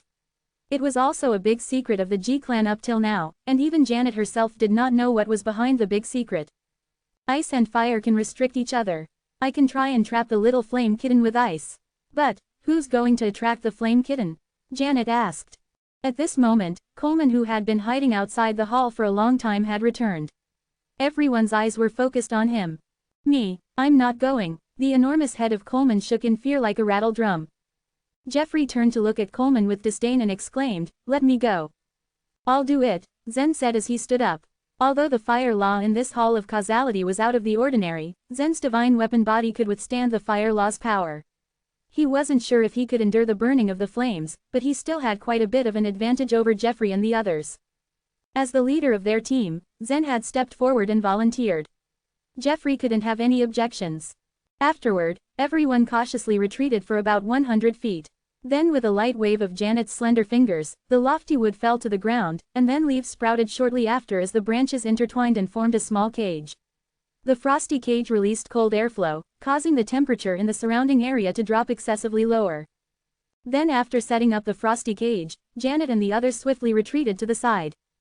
Zen casually walked towards the edge of the magma lake, and with a slight flick of his toes, a rock fragment flew up from the ground, and he caught it in his palm in the process. He firmly held this small rock in his hand and resolutely stared straight ahead. At the bottom of this magma lake, there were probably innumerable flame kittens. In parallel with the bursting of the magma bubbles, one could always view these nimble little things that emerged from the magma. It seemed like they popped out to play for a while before diving back into the magma to hide. Coincidentally, not far in front of Zen, another small bubble of lava exploded, and a flame kitten got its way out. Meow. The kitten stretched its body as the fur formed from the fire danced incessantly. This adorable-looking little fellow, however, was an extremely ferocious being. Swoosh. With a light flick of Zen's finger, the stone in his hand shot towards the little flame kitten. Just as the stone was near the little flame kitten, it melted halfway. But it seemed to have attracted the little flame kitten's attention. Everyone held their breaths momentarily for 3 seconds as they stared fixedly at Zen in the distance. Janet pursed her lips. Although the lofty wood was a divine weapon, her current cultivation was still limited. She did not know if the frosty cage formed by her lofty wood could imprison the little thing. Meow. The little flame kitten let out a soft chirp as its pair of cat eyes glanced at Zen indifferently. It then rolled over and swiftly submerged itself into the magma. Dang it, Zen could not believe what his eyes saw. And Coleman wanted to show that he was even worse off. How could there be such a big difference between him and Zen? Earlier, Coleman had no intention of provoking the little flame kitten, but the little thing was relentless in pursuing him. This little flame kitten in front of Zen, however, was surprisingly tame. And it couldn't be bothered with Zen at all. With this, one could assume that not only did these law creatures have intelligence, but also every single one of them had their unique personality as well. Alas, if the first one failed, they must figure another way to find their next target. It was a good thing, though, that there were quite a few of them. Then sooner as expected, another flame kitten floated up, following a gush of boiling lava. This time, Zen showed no mercy and deftly circulated the chaotic energy within his body, creating 3 cold icicles formed in his hand.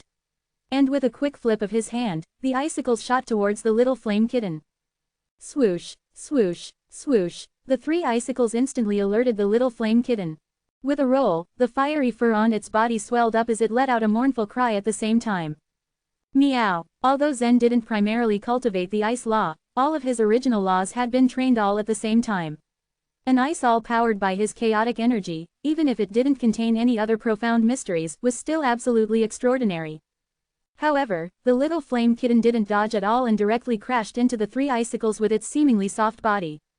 Before the icicles could pierce into the flame kitten's body, they had turned into wisps of water vapor and disappeared into the dry cave in the blink of an eye. The temper of this flame kitten was quite irritable. After the icicles disappeared, its momentum didn't diminish at all. The flames on its body burned brighter and brighter as it charged towards Zen, the culprit. Retreat. Since he had already made the arrangements, Zen's expression was calm as he began his orderly retreat. The flame kitten, on the other hand, was visibly growing in size. The small-sized flame kitten had now turned into a flame leopard. Seeing that scene, Janet raised her eyebrows as she pulled herself to step back. She then gently waved her finger, making the frosty cage on the ground to shake non-stop. Soon after, it started to grow again. Just now, the frosty cage that she condensed using the lofty wood was too small. And with the sudden increase in the size of the flame kitten, she quickly adjusted the size of the frosty cage. Meow. The flame kitten viciously chased after Zen. From afar, a man and a cat were both incredibly fast. Within a fraction of a second later, a distance of 100 feet was already covered by the two. Zen's figure swiftly flew past the frosty cage that had been transformed from the lofty wood. Now is the time. Janet wore a solemn expression as she extended her 10 fingers. Under the connection of her mind with lofty wood, the frosty cage suddenly opened and went straight for the little flame kitten behind Zen. Chapter 1270, Bait. The frosty cage made from the lofty wood opened up like the cavernous mouth of a monster and swallowed the flame kitten. At the same time, Zen stopped and turned back to see if his plan had worked. Everyone nervously stared at the frosty cage. Meow. The little flame kitten let out a mournful cry. It crashed around in the cage and tried desperately to break free from it. At this moment, Janet wore a solemn expression on her face. The lofty wood had completely fused with her, so she had to continuously control it and maintain it to form and sustain the cage. At the same time, she also had to delve into her supply of life vitality and turn the cage into ice, in order to weaken the fire law's power around the flame kitten's body. According to the determining characteristics of the 5 elements, the power of fire law was supposed to overcome the power of wood law. However, the lofty wood was an extraordinary substance, and it wasn't affected by the fire at all. However, the flame kitten was a law creature, which had been born from the lava, and it was exceptionally powerful.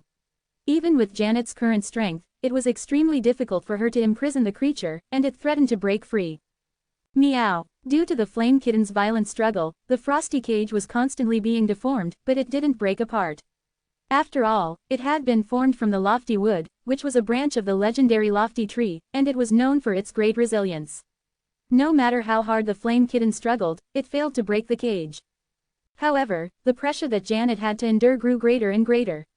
Her face paled from exhaustion because of the arduous task, which added to her fragile beauty. However, the little flame kitten remained full of energy, as it continued to struggle more and more violently within the confines of the cage. With a flip of her hand, Janet swiftly took out a life vitality jade and crushed it to absorb the life vitality within it. In this short time span, most of the life vitality within her body had already been consumed. She was growing weaker, while the flame kitten remained fearsome. She hadn't expected that the amount of life vitality which she consumed to bind this little flame kitten would be so massive. It was far greater than what was required for a battle. Seeing her titanic struggle, Zen quickly waved his hand and drew out a strand of chaotic energy from within his body. He transformed this into a burst of cold energy and ordered it to quickly bind with the flame kitten in the cage. Other warriors who had grasped the ice law also followed his example in a bid to help Janet tame the little flame kitten. Whoosh! Under their continuous attacks using the ice law, the flame kitten's movements grew lethargic and became slower and slower, and its shrill cries gradually died down. The flames on its body were rapidly being snuffed out, and its beautiful fur, which was formed by fire, also became lackluster and matted. After a while, the flame kitten finally stopped struggling altogether, and it quietly lay down within the frosty cage. We did it. Janet sighed with relief as she raised her hand to wipe the sweat from her brow. It had been too great a task for her to tame the flame kitten on her own. If the other warriors hadn't lent their assistance, she would have failed to capture and tame the flame kitten, even with the cage formed from the lofty wood. So you really managed to catch this thing? You are crazy. Coleman stared blankly at the flame kitten in the frosty cage, though he kept his distance. He seemed to have been scared of the flame kitten earlier, so he had stayed far away from the group when they had all endeavored to tame the creature. Anyway, since his talent was in body refining, he couldn't have helped them even if he wanted. Janet slowly walked up to the frosty cage and stopped beside it, while she watched the flame kitten hibernating inside the cage. The little creature was weak from its injuries sustained in the struggle, and its innocent eyes were fearfully narrowed as it peered closely at her. Poor little guy, Janet said sympathetically and then shook her head and sighed. She instantly felt sorry for what she had done to it. The illusion battlefield is constructed by the rules of the heavens, and everything here is just a projection of the heavens. This is all just a dream, and when the illusion battlefield closes, they will all disappear. You don't have to feel sorry about it. After all, it's not real, Jeffrey offered in an attempt to console her. Janet knew he was right. The principles governing the illusion battlefield and the illusion space were similar, so these creatures here were not necessarily real. Meow. The little flame kitten let out a weak and pitiful cry. Although Janet knew that it might just be an illusion, she still couldn't help but feel a surge of pity for the now helpless creature. However, she knew that they had no other choice but to use this little creature as bait, if they wanted to successfully pass through the lava lake. The next step is to use this flame kitten to lure the lava giant to us, Zen said. But how will we get it over there? The lava giant was still quite a distance away from them. It would be meaningless if they simply threw the kitten at the lava giant and let it eat the creature. The key was to attract the lava giant to them, and away from the lava lake. Although they had managed to finally capture the flame kitten, they didn't know if Zen's plan would really work. This was an experimental way to find a way to pass through the lava lake unscathed. I can do it, Janet replied as she stared at the kitten with sympathy. She reached out her hand and grabbed the end of the lofty wood, while lifting the frosty cage from the ground with the other. She whispered to the little creature in a soft voice, "Please, help us with our plan, little kitten. I promise that I'll return you to the lake." After that, Janet stretched out her hand and waved it lightly, while a tremendous strength accumulated in her. The lofty wood was like a part of her body, which could change its length freely. Under Janet's control, the lofty wood started to extend in the direction of the lava giant with the frosty cage hanging on its other end. 1,000 feet, 2,000 feet, 3,000 feet, 4,000 feet, 5,000 feet. As the lofty wood grew longer and longer, the frosty cage also drew closer and closer to the lava giant. Janet held the lofty wood in her hand as it grew and ascended upwards. It looked like she was flying a kite. The frosty cage was slowly raised further and higher until it finally stopped right in front of the lava giant, like a carrot on a stick. However, although the frosty cage continued to hang suspended in front of the lava giant, the giant ignored the cage as if it was blind. Seeing this, Zen and the others all felt let down and their faces darkened. If they couldn't succeed at luring the lava giant to them, then they really didn't know how they could get through the lava lake. "Let me try again." Janet shook her hand and the vibration was transmitted along the wood to the frosty cage at the other end of the lofty wood. The cage started to sway violently from left to right. At that moment, the little flame kitten suddenly let out a soft mournful cry. Bump! Immediately, the lava giant, which was as tall as a mountain, opened its molten eyes, as if it had been awakened by the kitten's piteous sound. When it clearly saw the little flame kitten dangling in front of it, the giant suddenly opened its huge mouth and reached hungrily for the little creature. "Come back to me." Whoosh! Janet had secretly sworn to herself that she could not in good conscience let the lava giant devour the helpless little flame kitten. She ordered the lofty wood to quickly shrink and retract back to her. The lava giant let out a grievous moan of anger. Its huge body slowly turned around to follow the cage and the kitten, which were quickly moving out of its reach. Its gigantic arms swung out and grabbed for the frosty cage on top of the lofty wood. However, Janet quickly ordered the lofty wood to retreat even quicker, and the lava giant's huge hands closed on nothing but air. Howl! The lava giant let out a loud and frustrated roar. It lifted its one leg and took a thundering step forward, as goblets of lava dripped from its fiery form. Boom! A loud sound rumbled and reverberated around the cave, as the ground shook violently. Zen and the others momentarily struggled to find firm footing as the lava giant began its ponderous advance.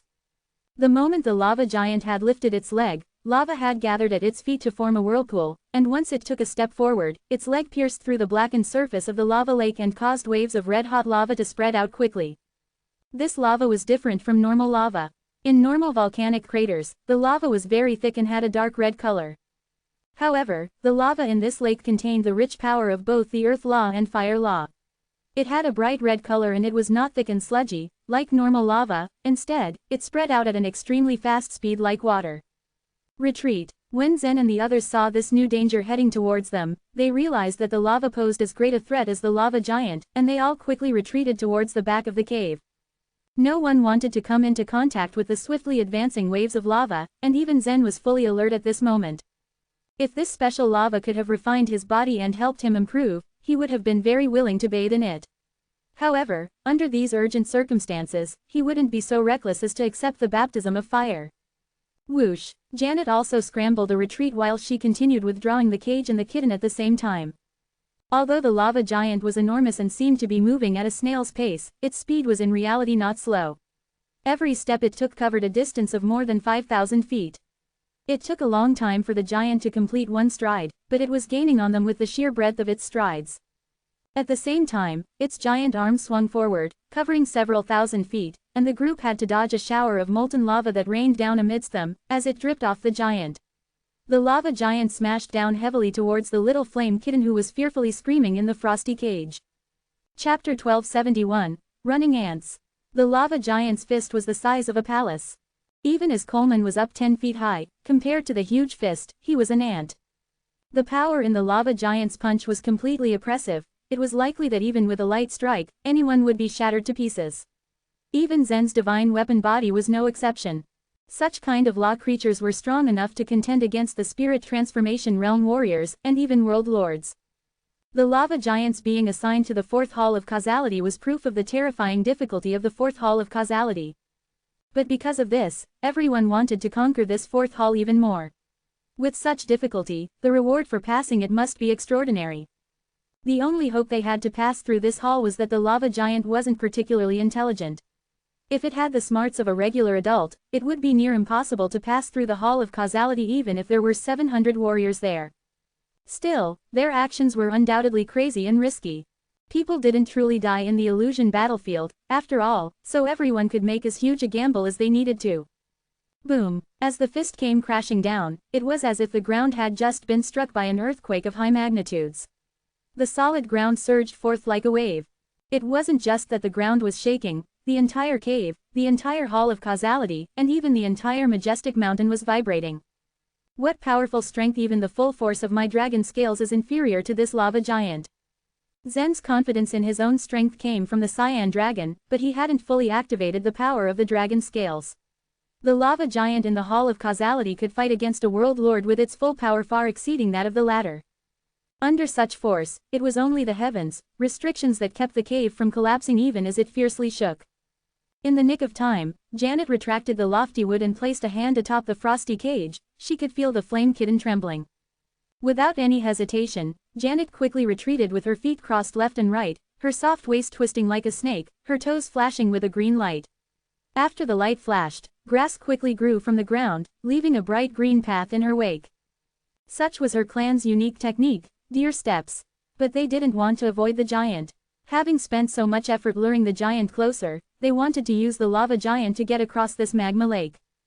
Go, we only have one chance. Jump up on its arm.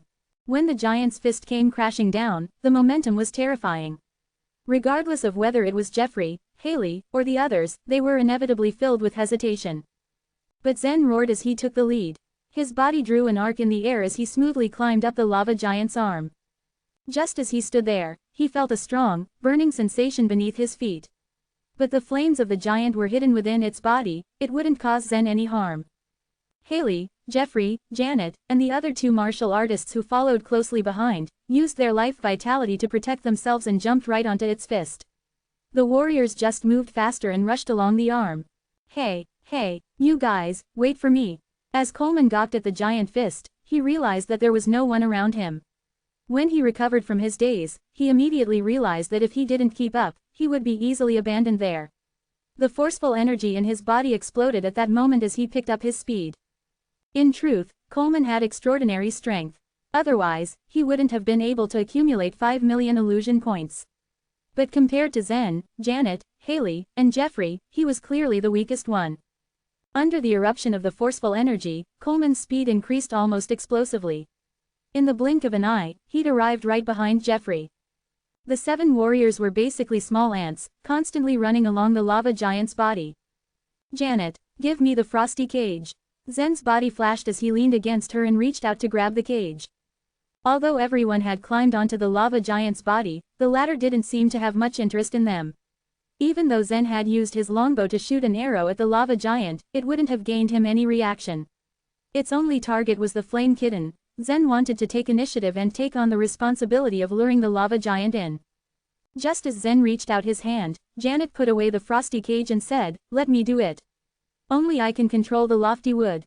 Don't worry, I can handle it." She smiled gratefully at Zen.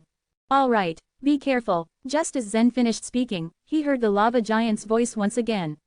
Woo, woo. With a low growl, the lava giant raised its left hand to swat at its right shoulder. Seeing the lava giant's left hand suddenly strike down, the warriors shot toward its shoulder even faster than before. When everyone ran along the lava giant's arm, it was as though they were running on a very gentle mountain slope. Because it had previously thrown a punch, its right arm was almost flat.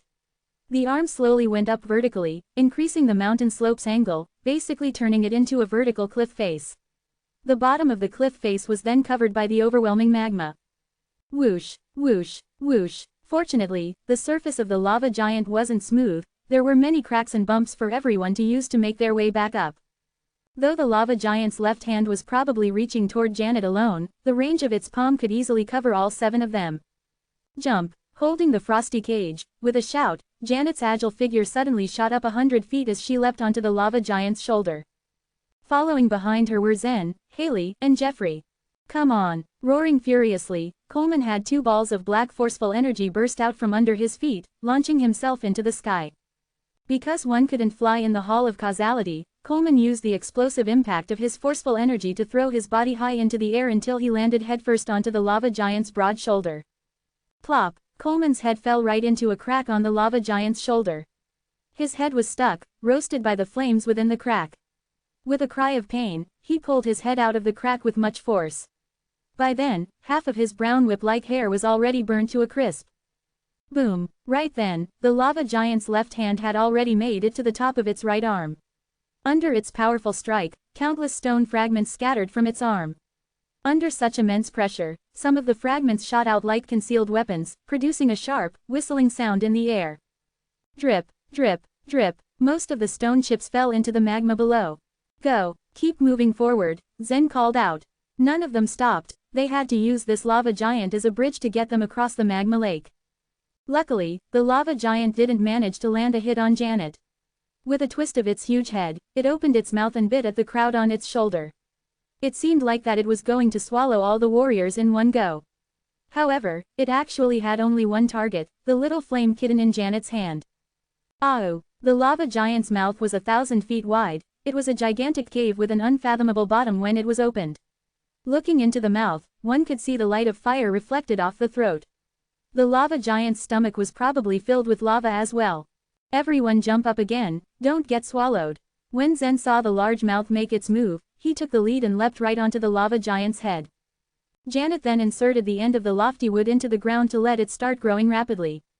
Grabbing the other end of the lofty wood, Janet was pushed by it, with the frosty cage in her hand. Chapter 1272, Battle Between Two Giants. Meow. The little flame kitten whimpered pitifully in the frosty cage. Don't be afraid, this big guy can't even eat you. Standing on top of the lava giant's head, Janet sweetly comforted the flame kitten. Whoosh, whoosh. Soon after, Haley and Jeffrey jumped onto the lava giant's head as well. Don't eat me, Coleman roared as he followed suit and jumped onto the head. Right at that moment, the lava giant suddenly cried out. A powerful force of suction suddenly erupted from its large mouth. Two warriors stood on its shoulders, one was Ansel from the night group while the other was Ran Lee, a human. Before they could even jump, they were suddenly pulled toward the lava giant's mouth. Ah! The human warrior leapt with all his might, unable to avoid the vacuum-like force. He couldn't help but scream in terror as his body was pulled down the lava giant's throat. Meanwhile, Ansel didn't jump high, but instead rolled over the shoulder of the lava giant, rolling towards its neck, effectively avoiding the attack. Another one has died. Though they had only just managed to enter the fourth hall of causality, they lost another warrior, leaving them with only 6. It was just as Janet said, the more people in the hall of causality, the better. Only by working together could people hope to pass the increasingly difficult trials. Still, the death of some was unavoidable. Ansel vigilantly rolled onto the lava giant's neck, quickly climbing up the left side of its face, joining Zen and the others. Woo! The lava giant tried shaking its head, but the top of its head was spacious. Even if its head was tilted, it would still be very difficult to get a warrior off of it. What do we do now? Coleman asked in urgency. While the top of the lava giant's head was wide open, it definitely wasn't a place one could rest easily. Its 2 arms were ready to start swinging toward the top of its head. As Zen gazed into the distance, he tried to come up with something quick. There was more than one lava giant in the magma lake. From where he stood, he could see over 10 lava giants standing side by side in the lake. Originally Zen wanted to use the flame kitten to lure the lava giants in one by one, using them as bridges so that they could all make it to the other side. But he soon realized that the lava giants would make that too difficult a plan to materialize. If one wasn't cautious enough, one could easily be swatted to death by the lava giant like a mere mosquito. Time to leave. This lava giant's hand is coming closer, Haley said softly, staring at the path the lava giant's arm was moving in. Although its movements were slow, relatively, it wasn't slow enough for the warriors to outrun it, not even at Zen's speed. If they didn't make a run for it before the lava giant's hand hit them, it would be too late for them to dodge. Take this little flame kitten, throw it out. A bright light flashed in Zen's eyes at this moment. What? But Janet couldn't tell what he meant. Elongate the lofty wood, stretch it out as far as you can and throw the kitten out like you're fishing. Zen didn't bother explaining himself. He wasn't certain his idea would work, but he decided to take things one step at a time. With a nod, Janet extended the lofty wood in her hand, pushing out the frosty cage at the top. With everything happening so fast, Jeffrey was the first to come to a realization. Lava giants weren't particularly smart. Janet's extension of the lofty wood would have the flame kitten hang right in front of the lava giant, drawing in its attention. When the lava giant caught sight of the kitten, its arms changed course to grab it. A little longer. Okay. The plan was simple. Janet also caught on. The carter hung the carrot in front of the donkey to keep it moving. With the carrot out of the donkey reach, it chased after the food, pulling the cart forward. Such was an ancient method. Although the lava giant was powerful and almost physically unbeatable, the warriors had a chance by outwitting it. Bam! The lava giant's hands clapped but failed to catch the flame kitten in front of it. Janet then raised the wood in her hand high up as if raising a fishing rod. Then, the lofty wood stretched out to 6,000 to 7,000 feet long, hanging the kitten far ahead in front of the lava giant, beyond the reach of its arms. Woo, woo. The lava giant, however, didn't think to pull on the thin lofty wood. Unable to reach the flame kitten, it took a step forward. Boom! When the lava giant took a rumbling step forward, Zen, Haley, and Jeffrey all looked at each other with triumphant faces. The plan actually worked. This lava giant, it's so stupid, Janet remarked with a smile. Tightly holding onto the thin lofty wood in her hand, she gave the pitiful flame kitten an apologetic look as she said, "I'm sorry, you have to stay hanging there for now." Meow. Whimpering, the little flame kitten was extremely terrified. It could only watch in fear as the lava giant took steps toward it, unable to close the gap between them. Boom, boom, boom. With every step of the lava giant, the magma lake rippled, making everyone feel the rapid rise in temperature. The group then used the lava giant as a free carrier, slowly advancing across the lake. It seems to have overestimated the lava giant's intelligence. In this position, Janet could control even the lava giant's direction. So long as she held the lofty wood in her hand, the lava giant would follow wherever she turned it. The little flame kitten seemed to be the only thing on the lava giant's mind at the moment. Zen's gaze landed on the other lava giants. These lava giants have formed a row themselves. They're even equally spaced. Perhaps using them as a bridge is really the way to get across this lake. We may have found a shortcut. No one could just force their way through the Hall of Causality. To pass through it meant making the most out of its rules. But they had found such an easy method, perhaps this could be considered an oversight in the hall's setup. Boom, boom. Under the attraction of the flame kitten, the lava giant brought them all the way to the center of the lake. With its wide strides, they would get across the lake in no time. But it wasn't certain that crossing the lake meant passing the fourth Hall of Causality. Woo, woo. Just when everyone thought they could rest easy, the tables were turned. Earlier, the other lava giants hadn't reacted at all as they passed through. But one lava giant seemed to finally notice the flame kitten in the air and decided to walk over. What's going on? It was a shock, even for Zen. Attracting one lava giant worked well enough for them, but attracting the other lava giants would only bring them trouble. I don't know. Perhaps that lava giant spotted my little flame kitten, Janet said with a frown as she gripped harder around the lofty wood. There are quite a few of these things in the magma lake. Go find something else, Jeffrey called out to the other lava giant, looking sullen. But if the lava giant was intelligent enough to understand their words, they wouldn't be in such trouble. After the lava giants found the kitten, they would immediately try to catch and swallow it. From a certain perspective, such was also a rule in the Hall of Causality. The other lava giant took a step forward and pounced at the kitten hung in the air. This enraged the lava giant beneath Zen's feet.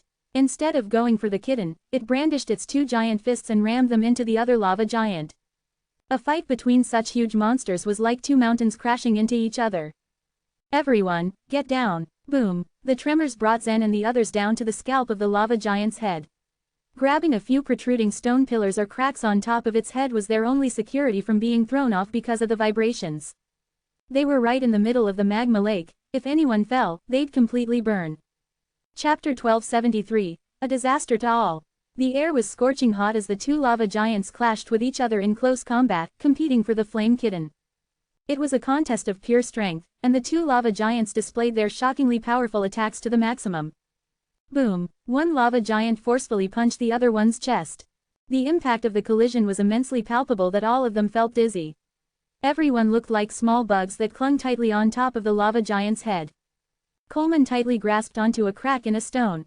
Even if the power of the flames within the stone was burning hot and unbearable, he couldn't help but want to squeeze his whole body inside it. For him, it was a better fate than to be thrown into the lava lake.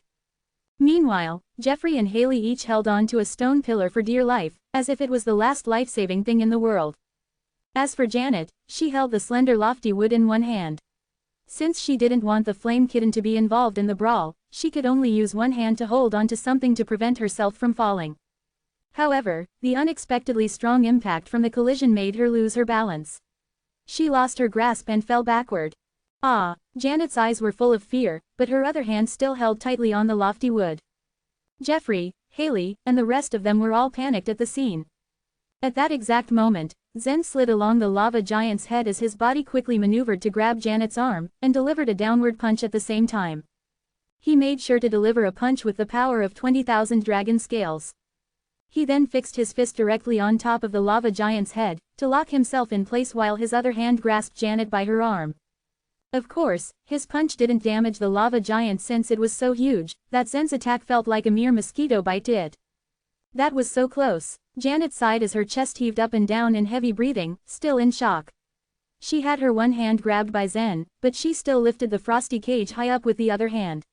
She didn't want the little flame kitten to die because of her. But the situation doesn't seem to look good, Zen said as he lay flat on the top of the lava giant's head while he watched the fierce battle between the two enormous beings. While he was indeed pleased earlier when he thought he had a brilliant idea to help all of them pass through the lava lake, he didn't expect the flame kitten to attract another lava giant. In the two lava giants' fight, those who suffered the most were probably Zen and the others in the group. It was truly a disaster to all. They were still too insignificant for this fight now, that they could only hope that the lava giant beneath their feet wouldn't be defeated. If the lava giant did lose and fall into the lava lake, Zen and the rest of them would be completely killed. Boom, boom, bam, more thunderous bumping and clashing sounds echoed in the vast cave as the fight continued. Although the fourth hall of causality was huge, it wasn't big enough to hold a spacious cave as such. Then again, it was built against a mountain, so it was likely that they had already been inside the mountain, or it was just an extension of the space. Ever since the hall of causality was constructed and as long as it was strong enough, the heavens had always decided how it was to be built. Boom! All of a sudden, the other lava giant punched the lava giant beneath Zen squarely on the face. The violent tremors caused the lava giant to stagger backwards, while the people on top of its head felt like they were on a boat that continuously swayed back and forth. The attack had also caused a raging wave in the lava lake. Flames erupted from the surging lava and spread out in all directions. "Don't fall, don't fall, don't fall down, please," Coleman almost cried as he prayed. The lava giant was already tilting backwards at 60 degrees. Once it fell down, everyone would fall into the lava. Boom, boom, boom, boom. The lava giant staggered a few steps before it finally started to fall. Everyone was in panic. They saw the lava rapidly approach them, or it was because the lava giant was falling backwards quite fast. 10,000 feet, 5,000 feet, 3,000 feet, 1,000 feet, 500 feet. Soon enough, the lava giant's head was about to sink as well. Everyone looked positively despaired. If they were really going to sink, all of their journeys to the Hall of Causality would come to an end. Even if all of them had already earned more than 5 million illusion points, they would only lose more if they were to die now. A few more seconds later, they were only 100 feet away from the lava. The lava giant's whole body was almost covered entirely with lava. Boom! At that moment, the lava giant used both of its hands to hold itself in the lava lake, stopping its fall. Although its body was already sunken in the lava lake, its head was still above the lava. Jeffrey and the others wiped the sweat off their foreheads. They had escaped this calamity. The lava giant hoisted itself up with both arms, stood up, and started to attack the lava giant on the other side. However, something unfortunate had happened. Zen and the others all wanted to curse out of frustration. It turned out that the lava giant beneath their feet was using its head to smash its opponent. They would have normally praised it for being smart enough to do such an attack, but they all clung onto its head right now. If the lava giant smashed its head against its opponent, there would probably be nothing left of them at the end of the fight. "Quick, leave the top of this fellow's head." Zen pulled out his fist from the lava giant's head, stomped on a stone pillar, and rushed upwards. He still held Janet in one hand. He couldn't abandon her since she still had to control the lofty wood, after all. Everyone quickly retreated. They climbed from the head of the lava giant down to the backside of its head. For the time being, this place was safe. But since the lava giant was using its head, there would probably be another huge tremor soon. After all of them had rushed to the backside of the lava giant's head, they started to look for safer spaces to settle down. Boom. Apparently, it was a wise choice for the lava giant to use its head to attack. It was because the lava giant on the other side fell directly into the lava lake after it got hit. That was close. The normally quiet Haley couldn't help but sigh. The rest of them felt the same way as well. Everyone had put their lives on the line when they stayed on the lava giant's head. If they weren't careful, they might really end up dead like crushed bugs. Now that the lava giant had defeated its opponent, Zen immediately brought Janet back to the top of the lava giant's head. She once again threw out the impossibly long piece of lofty wood and started to swing it back and forth in front of the lava giant. Meow. On the other hand, the little flame kitten still looked innocent as ever. It had no idea what had happened. After the lava giant saw the little flame kitten, it returned to the planned path as expected. It continued to chase after the tiny creature and once again, carried the group across the lava lake. This time, Janet had learned the lesson. She tried to hide it as much as possible as she controlled the lofty wood. She had to do it secretly to prevent attracting the other lava giants on the side of the lava lake. Otherwise, they wouldn't be able to escape if more lava giants came. Not long after, everyone finally saw the other side of the lava lake. All of them looked overjoyed. Had they just really passed the unconquerable fourth hall of causality? Janet's lips curved up slightly. It could be said that the lofty wood in her hand had contributed a lot to their success, even if she had only used it as a fishing rod. At that point, everyone had felt a slight tremor beneath their feet as heavy footsteps echoed behind them. Boom, boom, boom. After they heard the sounds, everyone turned their heads to look in the direction where they came from. The lava giant that had previously fallen into the lake was now charging towards them at a flashing speed. Chapter 1274, Leap. They were so close to the other side, but the previously knocked down lava giant had now gotten up and was following them again. The creature might be gigantic, but it wasn't slow. If it caught up to them, then the lava giant currently carrying them would tumble into the lava. Thump, thump, thump. The pursuing giant's thumping footsteps made everyone's hearts lurch to their throats. Jeffrey raised the Buddha curse blade parallel to his eye as he tried to measure the distance between them and the shore. A wry smile was on his face as he put the sword down. We're only 6,000 feet away from the shore. It's close but not close enough for us to jump over. A high-leveled warrior had the ability to fly in the air. Unfortunately, flying was prohibited in the Hall of Causality. That ability would have made things 1,000 times easier if it had been allowed. Nonetheless, jumping was still permitted and a Soul Sea Realm warrior's leap was no small matter. A single jump would mean crossing over 2,000 feet of distance. A higher vantage point on top of the lava giant's head also gave them a bit more advantage. However, a total of 6,000 feet was too much. Furthermore, they only had one chance to make it to shore. Falling into the lava would mean instant elimination. Coleman, can you jump over? Ansel asked. Ogres mainly cultivated the body refining technique, but the explosive power of their forceful energy was much greater. Combining the two, Coleman was surely someone who could jump longer than the average warrior. Coleman took a quick calculative glance towards the other side and bitterly shook his head. I can't. His answer worried everyone greatly. They were so close to the other side. Was it all going to be for nothing? No, they refused to believe that. Can you all jump a distance of 3,000 feet? Zen suddenly asked. Jeffrey's eyes flashed. That should be the limit. I can, Haley answered. Janet nodded. If I go all out, I think I can make it. Why do you ask? Zen turned and saw the lava giant inching its way closer to them. With no time to explain, he simply turned to his team members. When I say the word, you guys jump to the left. As soon as he finished speaking, Zen walked to the side of the lava giant's head and squatted down. As he was squatting, Zen began to draw out the power of the dragon scales, and directed it all the way to his legs. A distance of 6,000 feet wasn't possible to ordinary warriors, but it was nothing for someone like Zen. He's going to directly jump over. He must be crazy, the distance is too far. Don't forget his power, Janet murmured faintly as a reminder. Back when they had just passed the second hall, Zen had managed to obtain 10 million illusion points just from his strength alone. It hurt to admit it, but just his pure strength was already several times more powerful than any of their hidden trump cards. If he utilized his power to jump then, there was no doubt that 6,000 feet wouldn't be too difficult for him. But what if he was the only one who made it to shore? This question greatly upset the others. They were a team, and though it was only temporary, it still hurt to know that Zen would be the only one to get through this hall. But then he did say something earlier. Jump to the left. What did that mean? Just as everyone thought of this, Zen's activation was nearly finished and he was getting ready to make his leap. The power in his legs caused 2 deep footprints to embed themselves on the lava giant's head. When he felt he was finally ready, he launched himself off and jumped. As he flew through the air, a small mountain spun in his hand. The magnetic sacred mountain.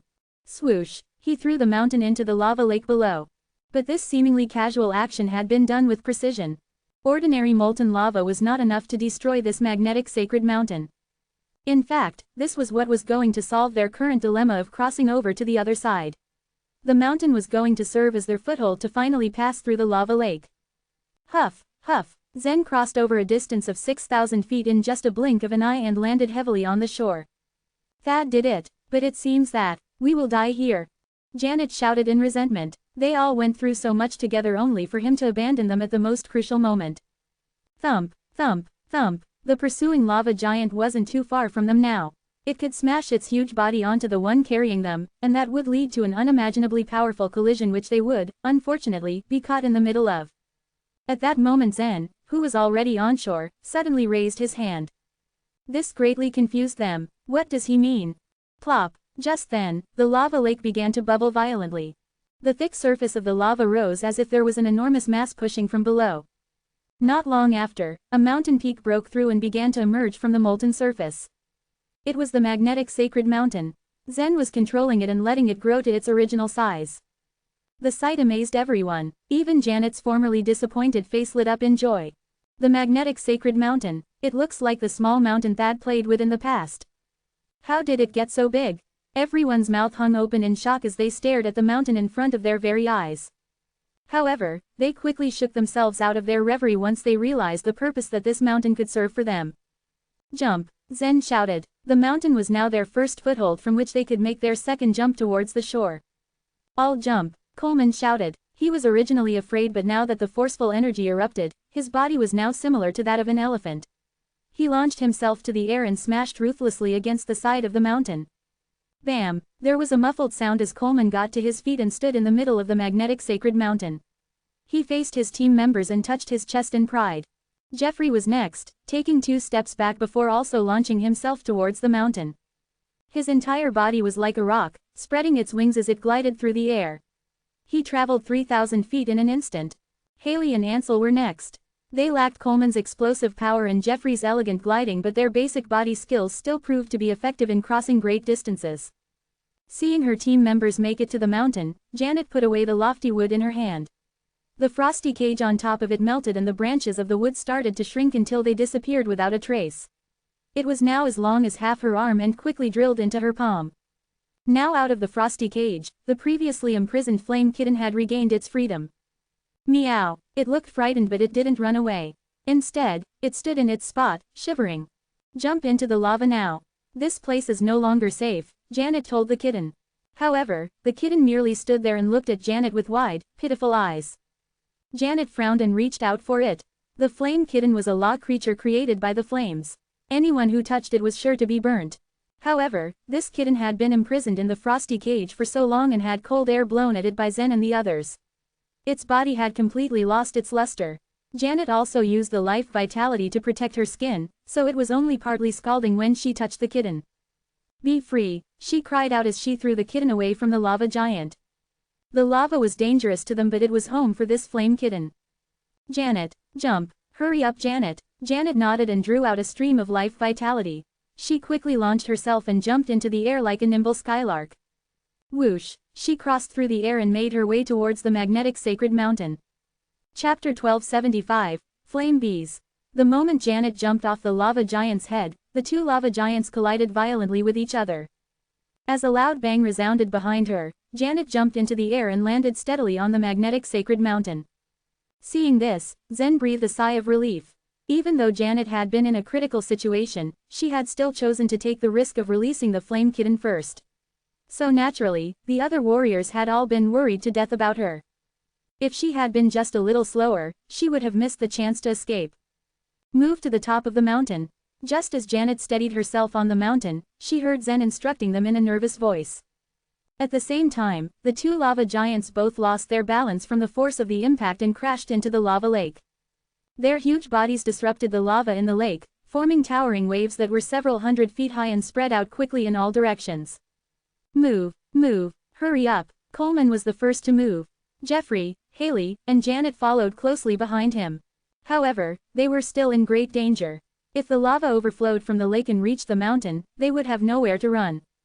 Coleman, who always performed best in times of danger, quickly climbed up the mountain with the agility of an ape while continuously releasing the forceful energy within his body and soon arrived at the top of the magnetic sacred mountain.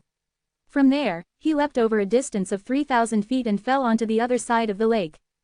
Bang! As soon as he landed on the shore, he immediately took to his heels. The waves of lava spread in all directions, not only toward the magnetic sacred mountain but also toward the shore. Zen, who had originally been standing on the shore, had no choice but to retreat in order to avoid the waves of lava. Unfortunately, Janet and the rest had lost the chance to jump to the shore. Now that the waves of lava had flooded the shore, they would most probably plunge headfirst into the lava if they tried to jump now. Their only option right now was to stay on the summit of the magnetic sacred mountain and wait for the waves to withdraw back into the lake. Their pulses raced as the splash approached and the waves of lava surged along the mountainside. Their faces darkened as they helplessly watched the waves getting closer and closer. They were already at the very top of the mountain. If the waves of lava came up to them, they would have nowhere to escape to. 150 feet, 100 feet, 50 feet, huddling at the mountaintop, they watched in horror as the lava surged quickly toward them. Finally, when it was only 10 feet away from the top of the mountain, the lava stopped. Like the tide going out, the surface of the lava gradually fell lower and lower. We made it through somehow. Janet sighed in relief. They all looked a lot more relaxed now that they were out of the danger zone. Waves of lava continued to be stirred up by the battle between the two lava giants, but they never surpassed the first wave. Janet and the others waited until the lava retreated from the shore before they jumped off the mountain and finally reached the other side of the lake. Zen waved his hand at the magnetic sacred mountain, and it began to slowly spin in the lava and shrink at the same time. In the blink of an eye, it turned into a fist-sized miniature mountain and returned to his hand. Does this mean that we've passed the fourth hall of causality successfully? Janet asked with a smile. She was the kind of person who would never admit defeat. In her previous Hall of Causality challenge, she had teamed up with two ace talents. But in the end, all her team members had failed to pass the fourth Hall of Causality except the two ace talents, not because of their weakness but because of the incompatibility of the ace talents. Instead of putting their heads together and helping the rest of the team members, the two ace talents had kept fighting along the way. Luckily, this time, the team had managed to survive the 4 halls of causality with only 4 members as a sacrifice. It was a satisfactory outcome. Now that they had passed through the lava lake, they decided to continue forward without any rest. If their previous experience was any indication, they would receive considerable rewards for passing through this hall of causality on the way ahead. Just as they were about to leave, a cluster of flames suddenly rose from the edge of the lava lake and turned into a flame kitten, which padded onto the shore. Meow! The little kitten let out a soft cry. Zen stared at the little creature and noticed that its fur was lackluster. He murmured with surprise, "Wait a second. This flame kitten," he turned to Janet and said, "It seems to be the one you released just moments ago." After looking at it carefully, Janet recognized it too. Although every flame kitten looked pretty much the same, this one had been around them for quite a while, so she managed to recognize it from a few details. What is it trying to do? She stared at the little flame kitten with a curious look on her face. The flame kitten slowly crawled toward Janet after it came ashore. It didn't show any signs of enmity, instead, it showed a desire to stay close to her. You want to come with me?" she asked, continuing to watch the kitten. "Meow," the little kitten replied innocently. Its cuteness touched the girl's heart. "The illusion battlefield is an illusionary world, so I'm afraid I can't take you out of this world. But maybe I can at least take you out of the Hall of Causality, right?" With that, she reached out toward the little flame kitten. The power of the fire law contained within this little flame kitten was pure and strong, but Janet didn't feel the burn at all as she held the kitten up in her arms.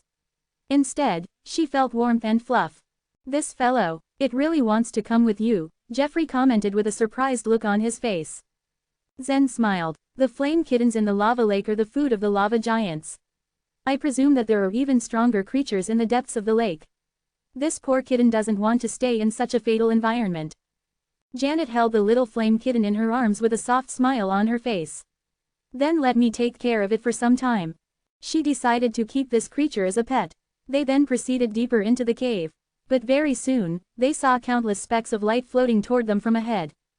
Buzz, buzz, buzz. As Zen heard the strange sound and saw the red specks of light, his eyes narrowed in comprehension. The flame bees, he surmised. I knew that it wouldn't be so easy to pass the fourth hall of causality. Coleman cried out. He quickly stepped back and hid behind the others. The swarm of flame bees fluttered over in great numbers. It seemed that soon, the swarm would surround them all. Zen flicked his finger to summon a wind blade and ordered it to slash the bees. Crack! To his surprise, the flame bees weren't difficult to deal with at all. His wind blade easily cut through one of them. At the same time, a large mass of illusion points burst out from within the flame bee's body. After that, these illusion points rushed toward Zen and flowed into his body. What? This is... Zen was taken aback. He exchanged glances with the others, and they shouted out simultaneously, the reward. They now understood that the flame bees that were flying in front of them were actually the reward for passing the fourth hall of causality. The flame bee that had been killed by Zen had contained 10,000 illusion points within it, so the large swarm of bees now meant a huge number of illusion points. The faces of all the team members beamed with excitement. Even Coleman, who had been hiding behind them, immediately rushed toward the bees when he heard the truth. Everyone followed Zen's lead and used different methods to kill as many flame bees as possible. These flame bees were indeed the reward for passing this hall of causality. Although they swarmed over everyone like a cloud, they didn't show any intention of attacking but rather simply floated around in the air and allowed themselves to be killed by the warriors. Although they were extremely simple to kill, they contained an immense number of illusion points, over 10,000 illusion points each. That meant that by killing 1,000 bees, a warrior could acquire more than 10 million illusion points. Although it was very difficult to pass through the hall of causality, the reward for the winners was extremely great. Finally, Zen killed about 800 flame bees and obtained over 8 million illusion points, so his gain here was actually less than what he had obtained in the second hall of causality. Of course, this was an unfair comparison. In the second hall of causality, most warriors could only get 1 or 2 million illusion points, while those with more powerful strength could get 3 or 4 million.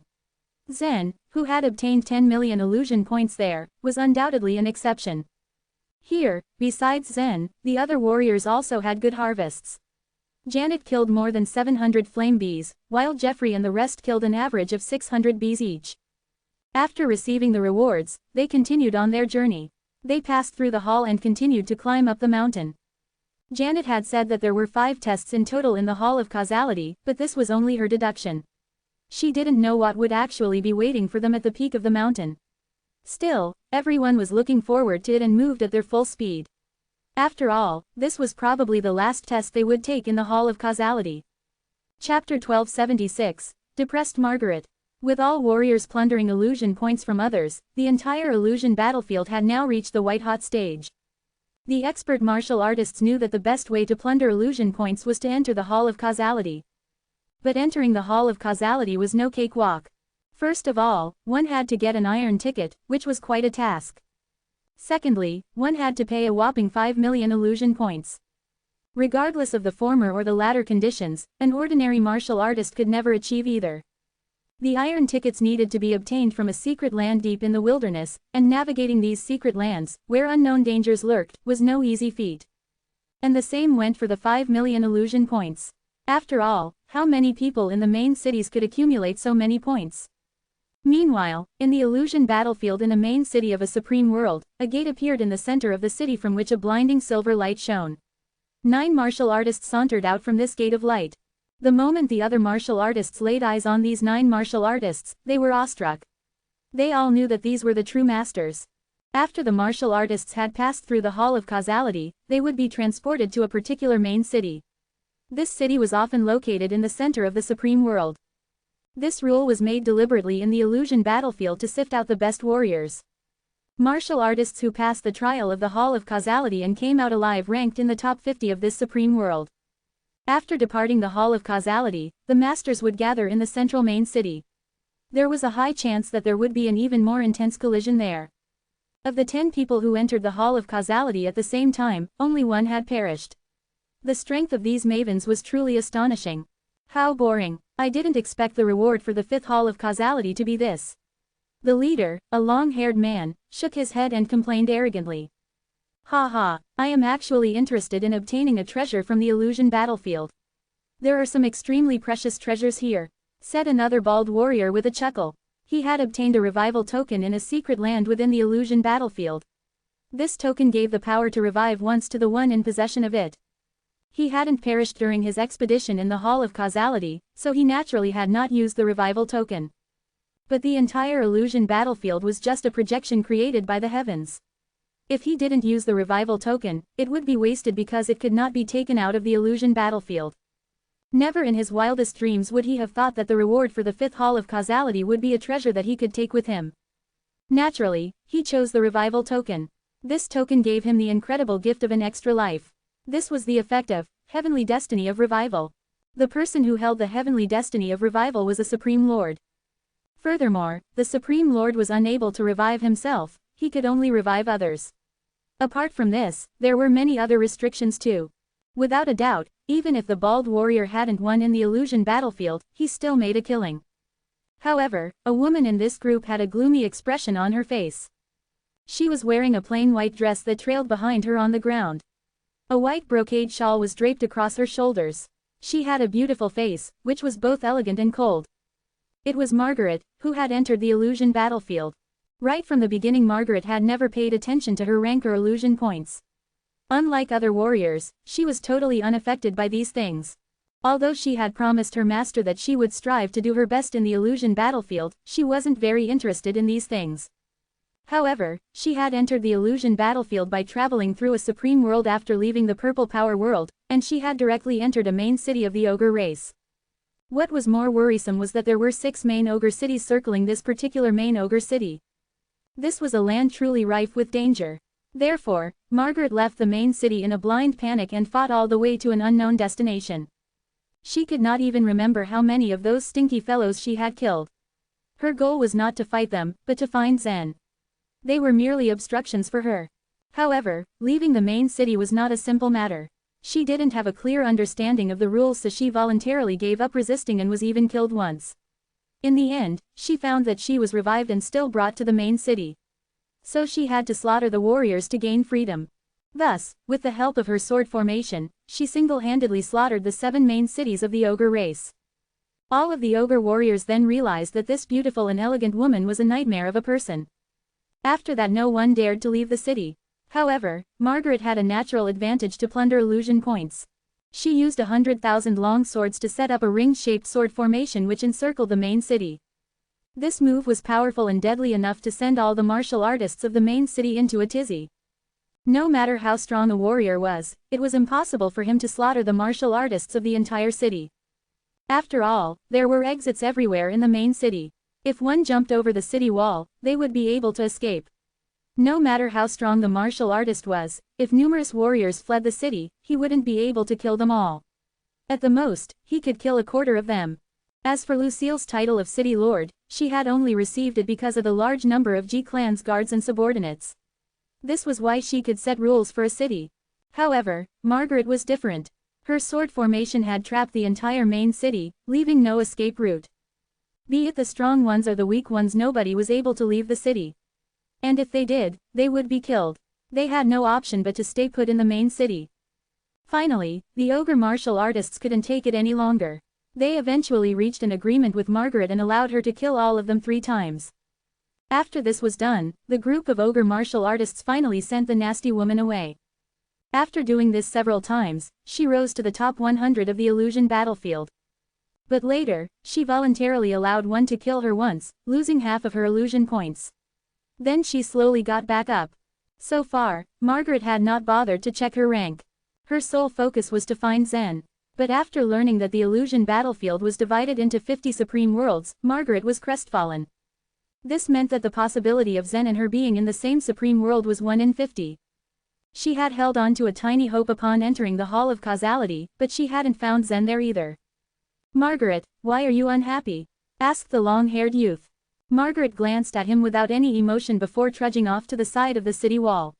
She was too upset to leave the city and too upset to fight with anybody. As for the long-haired youth in front of her, he was said to be an ace talent of the Humanity Alliance. He had always been their leader in the Hall of Causality, and he had done everything he could to protect and please Margaret. As a result, she did not display much of her strength in the Hall of Causality, let alone make a move. Nothing, Margaret replied in a low voice. Killing people is the most desirable thing for a warrior. This main city is the gateway to the Hall of Causality, so a lot of powerful people must have gathered here. How about I accompany you out of the city to slay someone? Asked the long-haired youth with a smile. A warrior who could pass through the Hall of Causality was either an ace talent, or an existence that was only second to an ace talent, like a direct descendant of a Grand World Lord or a Supreme Lord. But this long-haired youth didn't care at all. When his arrogant words reached the city, it attracted the attention of many martial artists. After all, this main city was different from other main cities. It was the place where super talents convened.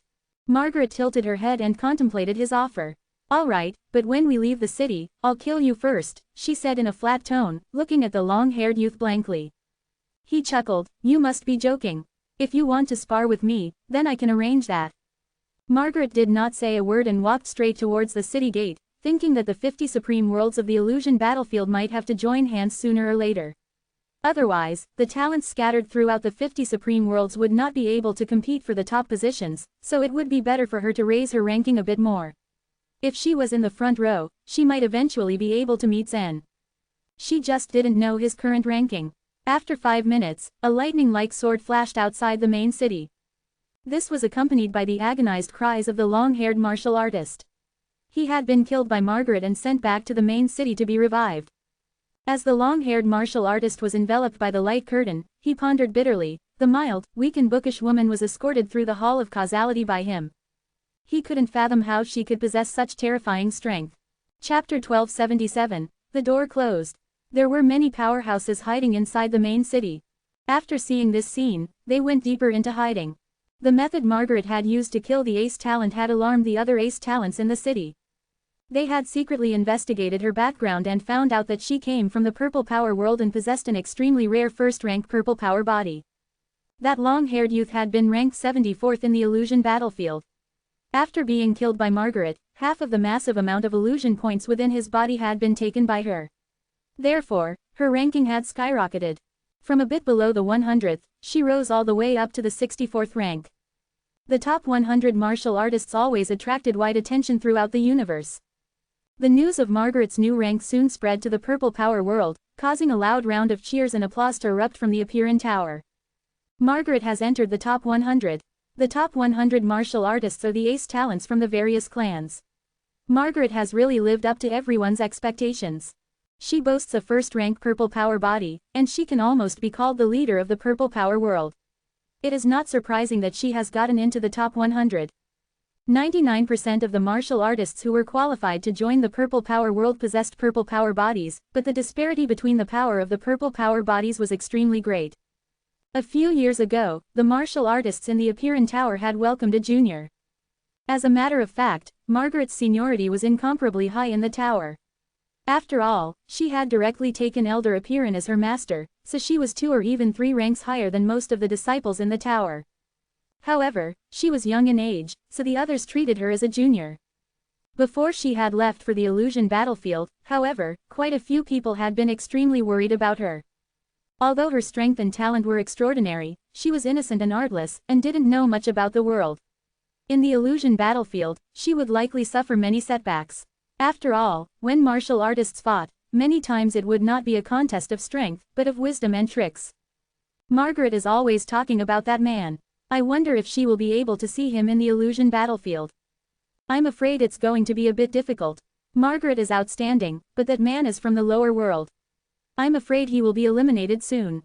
How could she possibly meet him? Just as everyone was discussing this, a tall woman appeared. She was also a disciple of Elder Apeiron, and she was Margaret's legitimate senior. Eliminate. Margaret is an ace talent. How could her man be eliminated? The woman asked, disagreeing with all of them.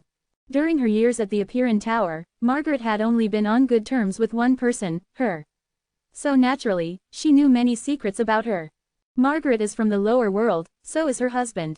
How could he possibly compete with martial artists from the upper world? To put it simply, whether that man will be able to enter the top 1 million in the illusion battlefield remains a mystery. I bet he will be eliminated sooner or later. I think so too. It wasn't that the lower world couldn't cultivate super talents. Although the martial artists who were discussing this rarely left the Apeiron Tower or went outside, they knew that there were many famous powerhouses that had flown up from the lower world, like the famous Supreme Lord Illusion. But in the great world that Margaret resided in, she was the only one to have a first-rank purple power body. This was already a remarkable feat. Just how powerful could the man she missed be? However, that girl only smiled faintly. The man that Margaret cares about is called Zhen Luo. Margaret had only mentioned this name to her before, so no one else knew it. Zhen Luo. It sounds quite familiar. The purple power world was located at the edge of the universe, and it was a small broken world. Its location was quite special. In fact, the purple power world could be considered to be floating outside the universe, so they were unable to hear the voices transmitted by the roaring token. However, some of the disciples of the Apeiron Tower who traveled across the supreme worlds would bring back news from the outside world. Oh, I remember. He's the guy who told stories in the universe. It's said that he tricked and killed several supreme lords, and his roaring token can be used for an unlimited number of times. There's no need for you to remember. I've already seen his name. He is currently ranked 125th. It's surprising that Margaret's man is Zhen Luo. I've heard of him in another world. It's said that several races have ganged up on him and that he is currently hiding in a fairy palace. Zhen's name was now near the top of the pyramid, but he had yet to enter the top 100. As such, the people in the purple power world hadn't paid much attention to him before. But after finding out that he was Margaret's man, many of them began to look down from the peak of the pyramid and instantly discovered his name. Then, the female disciples in the tower began to animatedly discuss among themselves. Margaret was someone they were extremely envious of. She was young and highly talented. Moreover, she was the disciple of Elder Apeiron.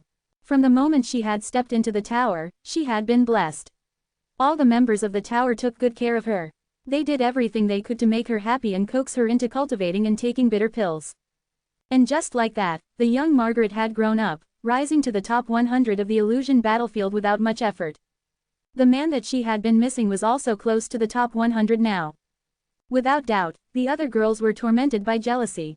After all, they also possessed the purple power bodies and had been sent by their clans from faraway places to the Apeiron Tower for cultivation, but they'd never been able to reach Margaret's level. And this final disparity concerning Zhen was too great for them to accept. At the same time, Zhen led Janet and the others to climb the peak of the Hall of Causality.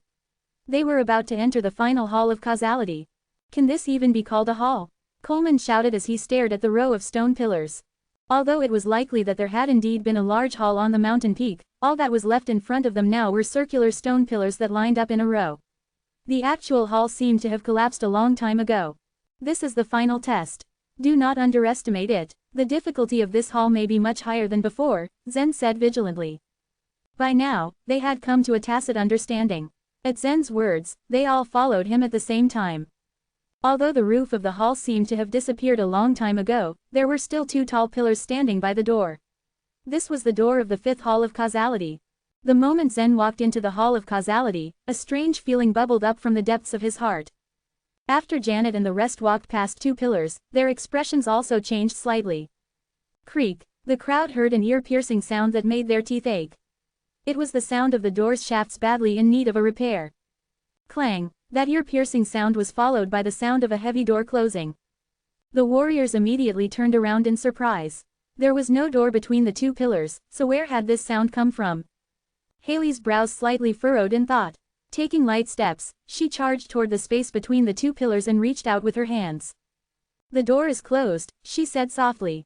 Curiosity appeared on all their faces. They all walked back and reached out their hands like Haley. Sure enough, they found an invisible door between these two pillars. Since the door is closed, we will continue to move forward. I assume that none of you wants to leave, right? Zhen said with a faint smile. They had fought very hard to finally reach this place, so naturally, none of them would be willing to give up. From the second to the fourth halls, they had received an astonishing number of illusion points. What would the fifth hall bring them? Meow, the flame kitten in Janet's arms whimpered lightly. Janet laughed and said, "Look, Flame agrees. Let's keep going." Women were creatures of emotion.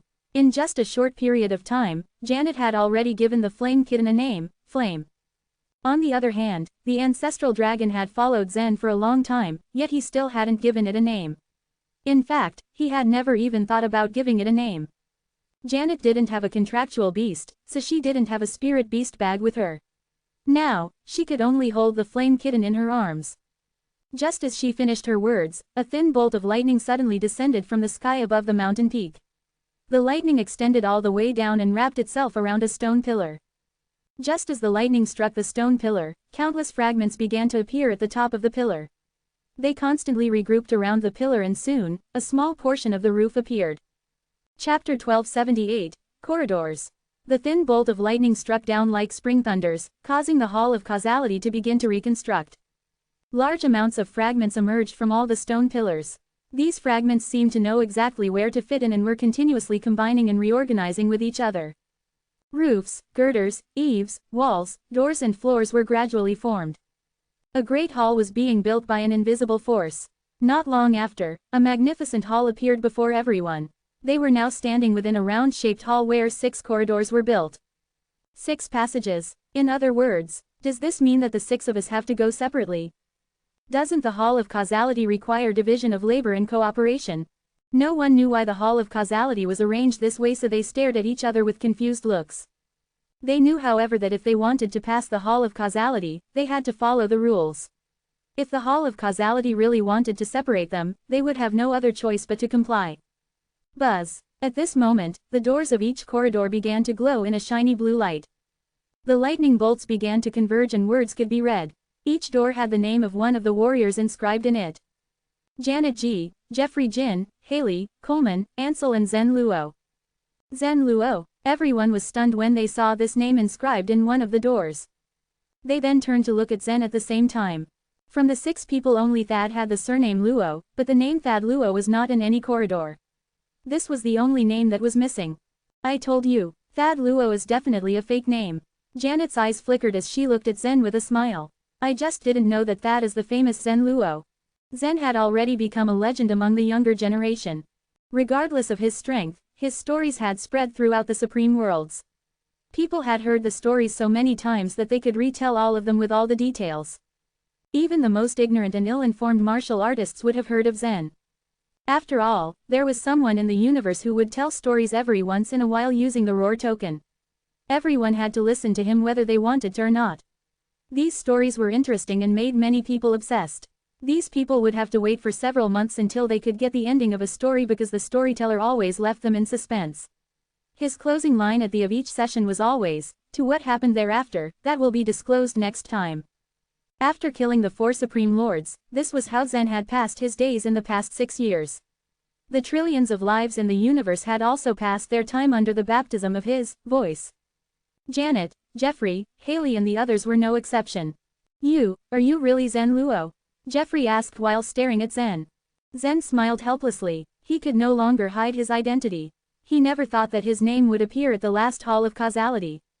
Zen could only nod. Yes, I am Zen Luo. Ha ha ha. Jeffrey laughed heartily as he pounded his fist on Zen's shoulder. He complained as he laughed, "You have caused me a lot of suffering in the past few years." "Why are you saying that? What have I done to harm you?" Zen asked, feeling confused.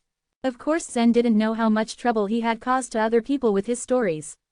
Jeffrey had been cultivating in seclusion in a temple, meditating and following Buddhist rules. A peaceful and quiet environment was very important for him to keep focused and be free from any disturbance and distraction.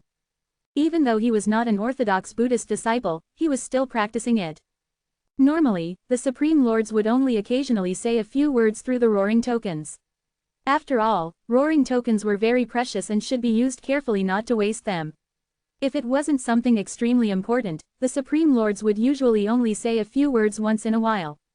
Even though Jeffrey's willpower allowed him to filter out the ordinary disturbance caused by outer noises ringing in his ears, however, Zen's voice never stopped. Moreover, he wasn't speaking a few words, he was telling stories over and over again. The stories were full of fantasies and imagination and they were always fascinating to hear. When Jeffrey was in closed-doors cultivation, he heard the stories still echoing in his ears constantly. His mind could not help but get distracted and follow Zen's stories. To meditate on Buddhism, the most important thing was to be free from human desires and passions and not be distracted in the slightest. With Zen telling stories vividly in his ear, Jeffrey could not find his peace. It was fortunate that he hadn't spiraled into madness during his cultivation, but his progress had been greatly hindered. When Jeffrey finished telling Zen why he had been such a nuisance, Coleman immediately nodded his head in agreement. Me too, I'm also a victim of your never-ending stories. Haley had a smile on her face but she did not say a word. No one knew if she had been affected by Zen during her closed-doors cultivation or not. There were so many living creatures in the universe and some of the martial artists were cultivating in seclusion when Zen was telling a story. Some might have even been at a critical stage in their cultivation. The roaring token had caused a great deal of trouble for many martial artists, causing a large number of cases of warriors going berserk.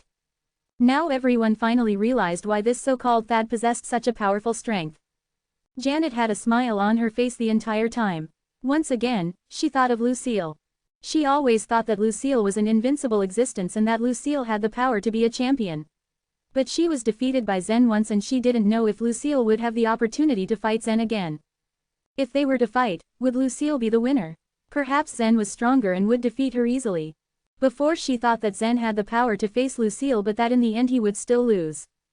Now, Janet understood that Zen would definitely be one of the strongest opponents Lucille would face.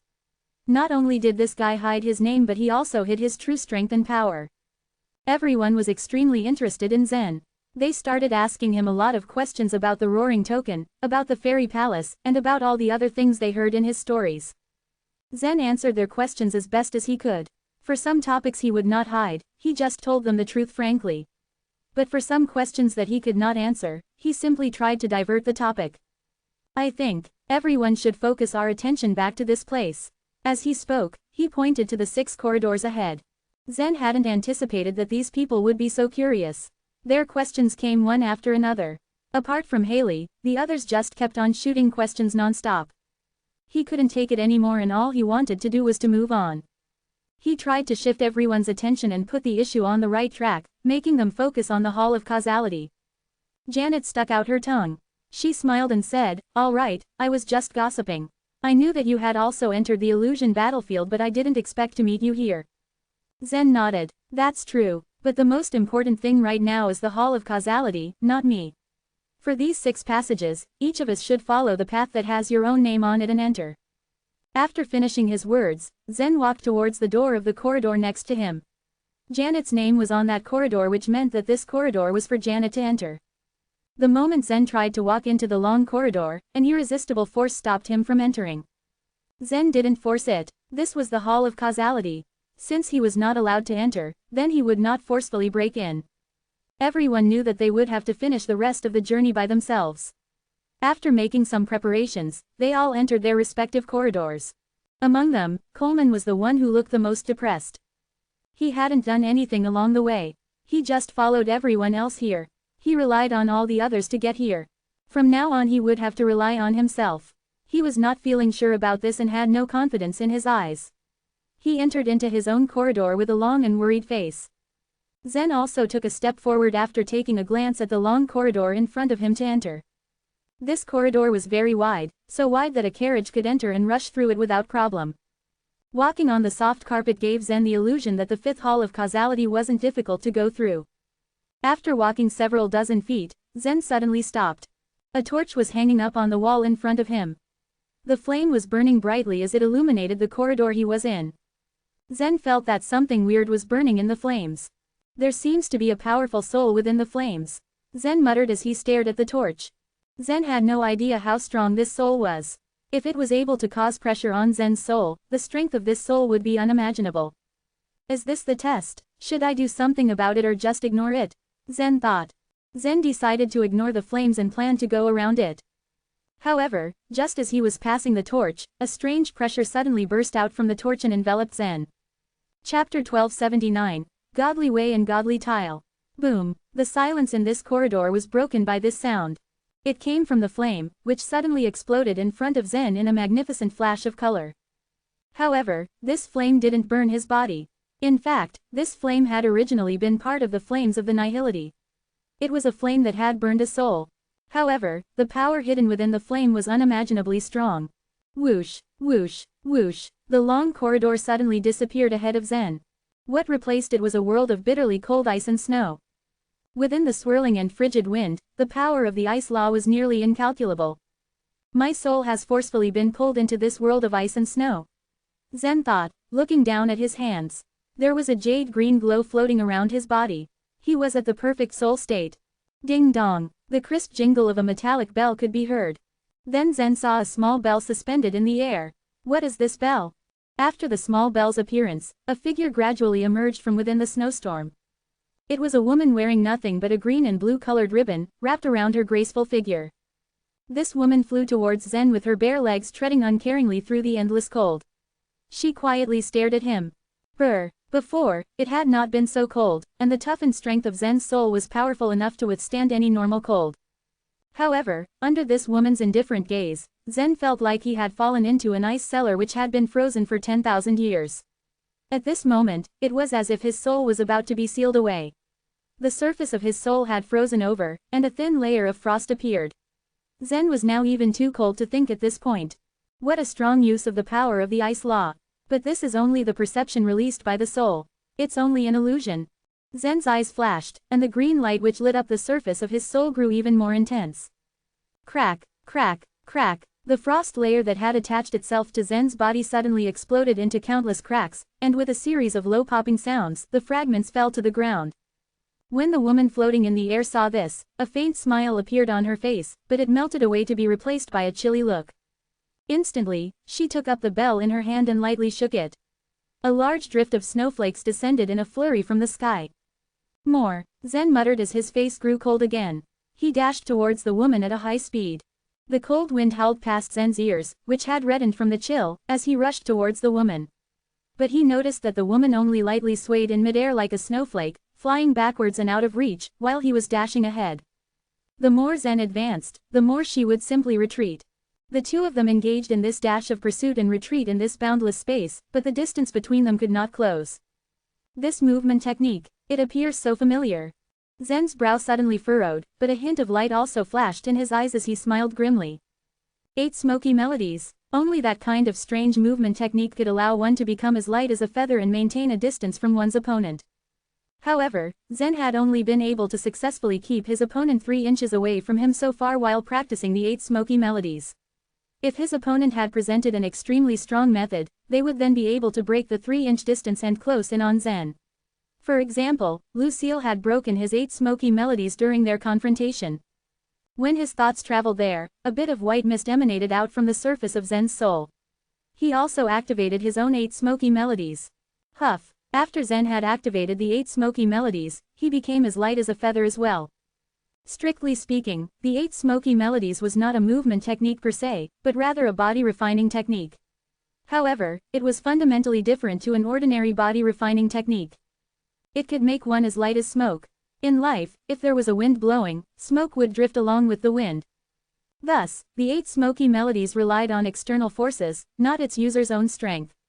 It made use of the opponent's own force and momentum to repel the wielder of the 8 smoky melodies. At this moment, Zen's speed after activating the 8 smoky melodies wasn't very high, but the woman's speed had also slowed down. She was originally being pushed by Zen's expending of energy in trying to catch her. With Zen now slowly fluttering, the resulting thrust had become minimal. And the woman could no longer take advantage of the effort, so the distance between the two was shrinking rapidly. When the woman saw Zen slowly floating closer, a look of confusion flashed across her snowy white face. You know how to use the floating feather technique too. From the moment this woman had appeared, she hadn't spoken a single word. This was the first time she had addressed Zen. Floating feather technique. No, I'm using another movement technique. As he drew closer and closer, Zen stretched out his hand towards the small bell. The woman's waist gently twisted, and the bell rang again. After avoiding Zen's grabbing hand, the snow between the heaven and earth suddenly increased in size, becoming incomparably huge. A single snowflake had suddenly become the size of a washbasin. The giant snowflakes condensed together and formed into a massive hailstone, which quickly plummeted down like a giant boulder. And for a time, the entire world was filled with the crisp sounds of cracking and splitting ice. Zen and the woman both circulated their movement technique and were able to safely avoid the hail. However, because of the hail's disturbance, there was a reintroduction of energy and force between Zen and the woman. As a result, Zen was unable to get close to the woman. It's so strange. You are clearly using the floating feather technique. Who did you learn this movement technique from? The woman asked with a puzzled look on her delicate features. Zen smiled and said, I'll tell you, but first, tell me who are you? When the woman heard this, she indifferently replied, this here is the corridor of Emperor. You are an emperor. Zen's eyebrows twitched as he interrupted. No, the woman shook her head. I am the mark left behind by a true god. A true god. Zen's expression changed when he heard the woman's reply, and realized the implications thereof. Seeing the change in Zen's expression, the woman sighed faintly. This is your test. Although I am just a mark, I will still test your soul. While the woman was speaking, she lightly waved her hands and a glacier appeared in the heavens and began thundering down from the sky towards Zen. This glacier was 100 feet wide, and the temperature near it was extremely low. As the glacier descended at a murderous speed, it had already congealed into a thick icicle falling from the air, charging towards Zen. Using a true god's illusion to test my soul. Zen murmured. A look of caution and apprehension appeared on Zen's face as he faced the glacier falling towards him from above. Suddenly, he swung his fist. Swish! When Zen's fist collided with this glacier, a crack appeared at the bottom of the glacier. The crack immediately ran out and spread like a spider's web through the thickly packed ice. Then this glacier turned into countless pieces of broken ice that collapsed and shot out with a loud bang to the land in a circle with a diameter of several hundred meters. Whoosh! With a flash of Zen's body, a second glacier was suddenly falling towards him. Bam! With a punch, the glacier shattered yet again, in a shower of ice shards that scattered on the land below. The woman quietly floated in the air, lifting the small bell in her hand. Her face was calm and almost serene. This space had been forcibly preserved as a memory of the heavens. However, even though this woman had transcended the heavens and become a true god, her memories of being born into this round of the heavens were permanent and beyond being erased. So far, there have been 1,400 warriors flying through this area. But none of them were compatible with my godly way. The woman flicked her 10 fingers and several blue spots of crystalline light appeared in the sky overhead. Whoosh, whoosh, whoosh, tens of glaciers came roaring down. While Zen was dodging the gauntlet of ice, his mighty fists broke through the glaciers one by one. Your godly way, what is your godly way? Zen asked, intrigued by the woman's words. The woman's eyes glimmered. I use ice as my body and have already been imprisoned in the glacier for 100,000 years. Finally, I have comprehended the snow godly way and obtained the mysterious ice godly tile. My name is Hannah, she said. This illusion battlefield was an excellent opportunity for ordinary martial artists to cultivate in extreme conditions. Countless martial artists that had gone through the tests of life and death here would find that their strength had increased by leaps and bounds after they left the illusion battlefield. However, to those special warriors and ace talents, this strength enhancement was as nothing. For them, what could be accomplished in the illusion battlefield was also something that could be performed in the illusion space. But what they had obtained in the illusion battlefield was far more important and priceless than that the ordinary martial artists had obtained, for example the thing they could obtain in this corridor of Emperor. The godly way was of course the way one could use to become a true god. Those who could cross the heavens and become a true god numbered very few in the universe. There were very few warriors or clans that claimed to own the godly way, and there were no more than 10 talents in the entire universe who possessed the qualifications to practice the godly way. This type of person was known as a godly genius. The godly geniuses were beings that far surpassed the ace talents. Even if all the clans and forces gathered together, they would only be able to gather a handful of these godly geniuses. Even some supreme lords themselves didn't have the qualifications to follow the godly way, so it was even more impossible for their descendants to accomplish it. Lucille, whom Zen had met before, was the ace talent of the G clan, and was also the most likely person to become a godly genius of the G clan. What the G clan possessed was the 5 elements godly way. And the most important sign indicating the transformation of a godly genius was the full blooming of the Mahayana lotus flower. Some warriors had only stepped into the soul sea, and their Hinayana lotus flowers would bloom with 7 petals, or even 9 petals. However, they had never managed to open up a Mahayana lotus flower during their entire lives spent in cultivation. There were some martial artists that had opened up the Mahayana lotus flower when they were at the Spirit Supreme Realm or the Spirit Transformation Realm. And later, when they had become world lords, or when they managed to carry a heavenly destiny, they might be able to open up all the lotus petals of the Mahayana lotus flower. However, the warriors in this situation were called talents being restrained by the heavens. The majority of the supreme lords in the universe belonged to this kind of warriors. They had no hope of stepping into the godly way in their lengthy lifetimes. Chapter 1280, The Overbearing Aura. It was practically impossible to change the heavens, restrictions. In order to eliminate the restrictions, a small group of Supreme Lords were expected to first create the secret medicine for reincarnation at a great cost. Once it was created, the Supreme Lords were to drink it so that they might be reincarnated with their memories of their past lives. Everything would have started right back again at the beginning. It was only to their dismay, however, that once they reached the life and death realm and successfully activated the lotus flower during the small heavenly tribulation, they were still unable to escape the restriction. All the various races attached great importance to the illusion battlefield and the ace talents. It was because they believed that maybe someone in this group of ace talents could ascend as a true god, which would allow them to go beyond the heavens. It was possible that one or two of the warriors in the Soul Sea realm would become a new true god. It wasn't that there weren't any talented people at the Spirit Supreme realm and Spirit Transformation realm. It was just that, after this era began, all kinds of talents suddenly proliferated.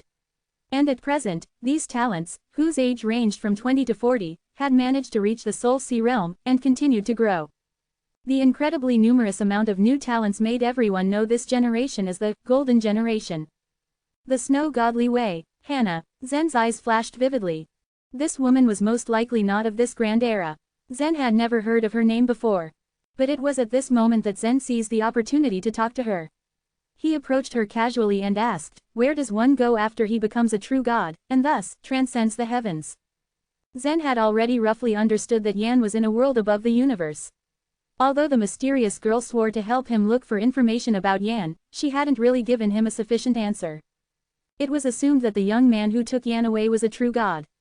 If he was, where could he have gone after he crossed the heavens? Nonetheless, they couldn't possibly be in the chaos. The endless divine land, the young woman suddenly replied next to him, snapping him out of his thoughts. The divine land, Zen repeated, boring those words into his mind. Suddenly, the flowing river of ice stopped moving. The young woman placed her finger on the small bell in front of her, and poked it once again. The bell then started to shake again.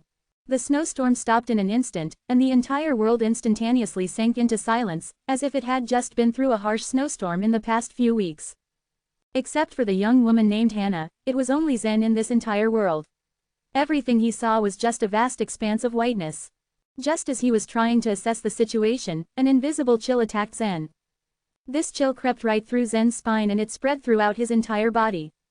Zen could feel his soul freeze in an instant, and he felt absolutely powerless. What he felt was unbearable coldness. Not only did energy disappear at this freezing temperature, but absolutely every material thing seemed to disappear. However, within this space adorned by this strange temperature, the frozen ice and snow were somehow extremely warm for Zen. This was unlike anything he had ever felt. It took another 5 minutes before Zen could begin to feel the temperature rise again. The woman suddenly appeared behind him and sighed softly. "You don't fit in the Snow Godly Way," she trailed off, and then, just as suddenly, boom, a ball of flames ignited in Zen's mind. He calmed himself down by closing his eyes and taking deep breaths. Once he began to come back to his senses, he tried to open his eyes. However, everything suddenly disappeared. There was still a lamp hanging on a wall, but most of what he saw was in darkness. He squinted his eyes before suddenly seeing the illuminated corridor of Emperor. In the lamp, there was a small embossed mark. It was the mark of a true god. This experience was crucial for a warrior. Those who practiced the cultivation method with the ice attribute might be able to comprehend this situation fully. In such a freezing state, they might be able to learn something that was beneficial to their later cultivation. It was a pity that Letitia was not given the chance to enter here. She rigorously practiced the cultivation method with the ice attribute. Even though her chances were low to begin with, it still might have been possible for her to be compatible with the Snow Godly Way. The true god that Zen now knew as Hannah mentioned the godly tile just now, but he was oblivious to what it was like. If he could only return to the fairy palace, Zen would have been able to consult the Immortal book about it. Of course, if he wanted to transcend the heavens to search for the divine land, this situation should be of great importance to him. After taking a few moments to think, Zen stepped out of the lamp's light and continued forward. 2 steps in and something caught his attention fairly quickly. He saw some murals carved into the walls of the corridor of Emperor. The first mural depicted the birth of a little baby girl. It seemed to snow heavily that day. There was even a solar eclipse in the mural's sky. Zen walked further and looked at the second mural. The baby girl grew a bit taller and was now starting to cultivate martial arts. It looked like she was trying to harness her ultimate strength. When he walked even further to look at the third mural, Zen sighed. I think I get it now. The life of this true god has been inscribed in the walls of this corridor. After the warrior transcended the heavens and became a true god, the heavens carved out the stories of her life. As he continued through the corridor of Emperor, Zen looked at the murals one by one. Some of the murals included how the woman became a warrior, and how she was adored by the public. It also included a story on how she activated the lotus flower, and so on. Apparently, when she reached the life and death realm, she only activated one petal of the Hinayana lotus flower. Zen thought to himself, unable to keep a shocked expression. In the upper world, the number of lotus petals activated was related to the ability to surpass the heavens. The more petals that the warrior would have activated, the higher chances for the warrior to transcend the heavens. To some extent, people consider it as something akin to a talent. The one who could only activate a single lotus petal was perceived as a very basic talent. Even an ordinary 10th grade sacred place would not view such an ordinary warrior as a core disciple. The core disciples of an ordinary 10th grade sacred place were capable of activating at least 5 to 7 lotus petals. As he continued forward, Zen began to understand how this woman became a true god. Every time she experienced a heavenly tribulation, she would always activate a lotus petal. This only meant that she was able to activate 9 petals of the Hinayana lotus flower, after she had experienced 9 small heavenly tribulations. When she was at the Soul Sea realm, the Spirit Supreme realm, and the Spirit Transformation realm, she still activated a lotus petal for each heavenly tribulation. In the end, all of the lotus petals belonging to the Mahayana lotus flower and the Hinayana lotus flower had already fully bloomed. This was how the woman became the godly genius.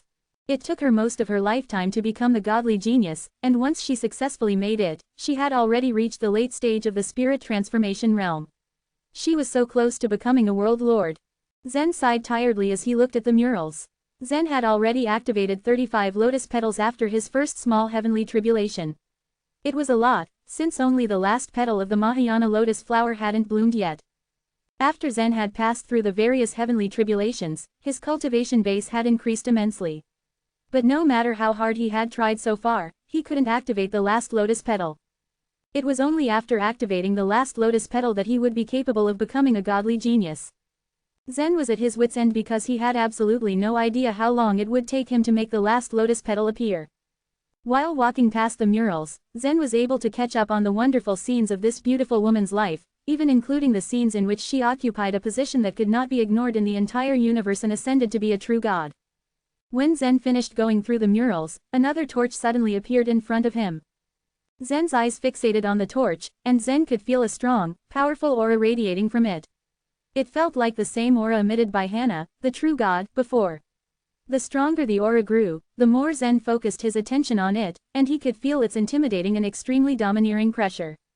The flames. They're different, they could also contain the mark of another true god. Surmising this, Zen took another step forward. Boom. The flames combusted, and once again, Zen stilled himself. At that very moment, Zen found himself standing in the middle of an empty field. In the distance, he could see an isolated city. Behind him, he found tens of thousands of armed ogre soldiers and cavalries. In front of the isolated city's gate, a tall, burly ogre warrior loomed over it, guarding the gate with a large saber. The overbearing aura Zen had felt earlier seemed to emit from the tall ogre warrior. Attack the city! Attack! With this order, countless ogre warriors roared and ran to seize the city. Is this the ogre civil war?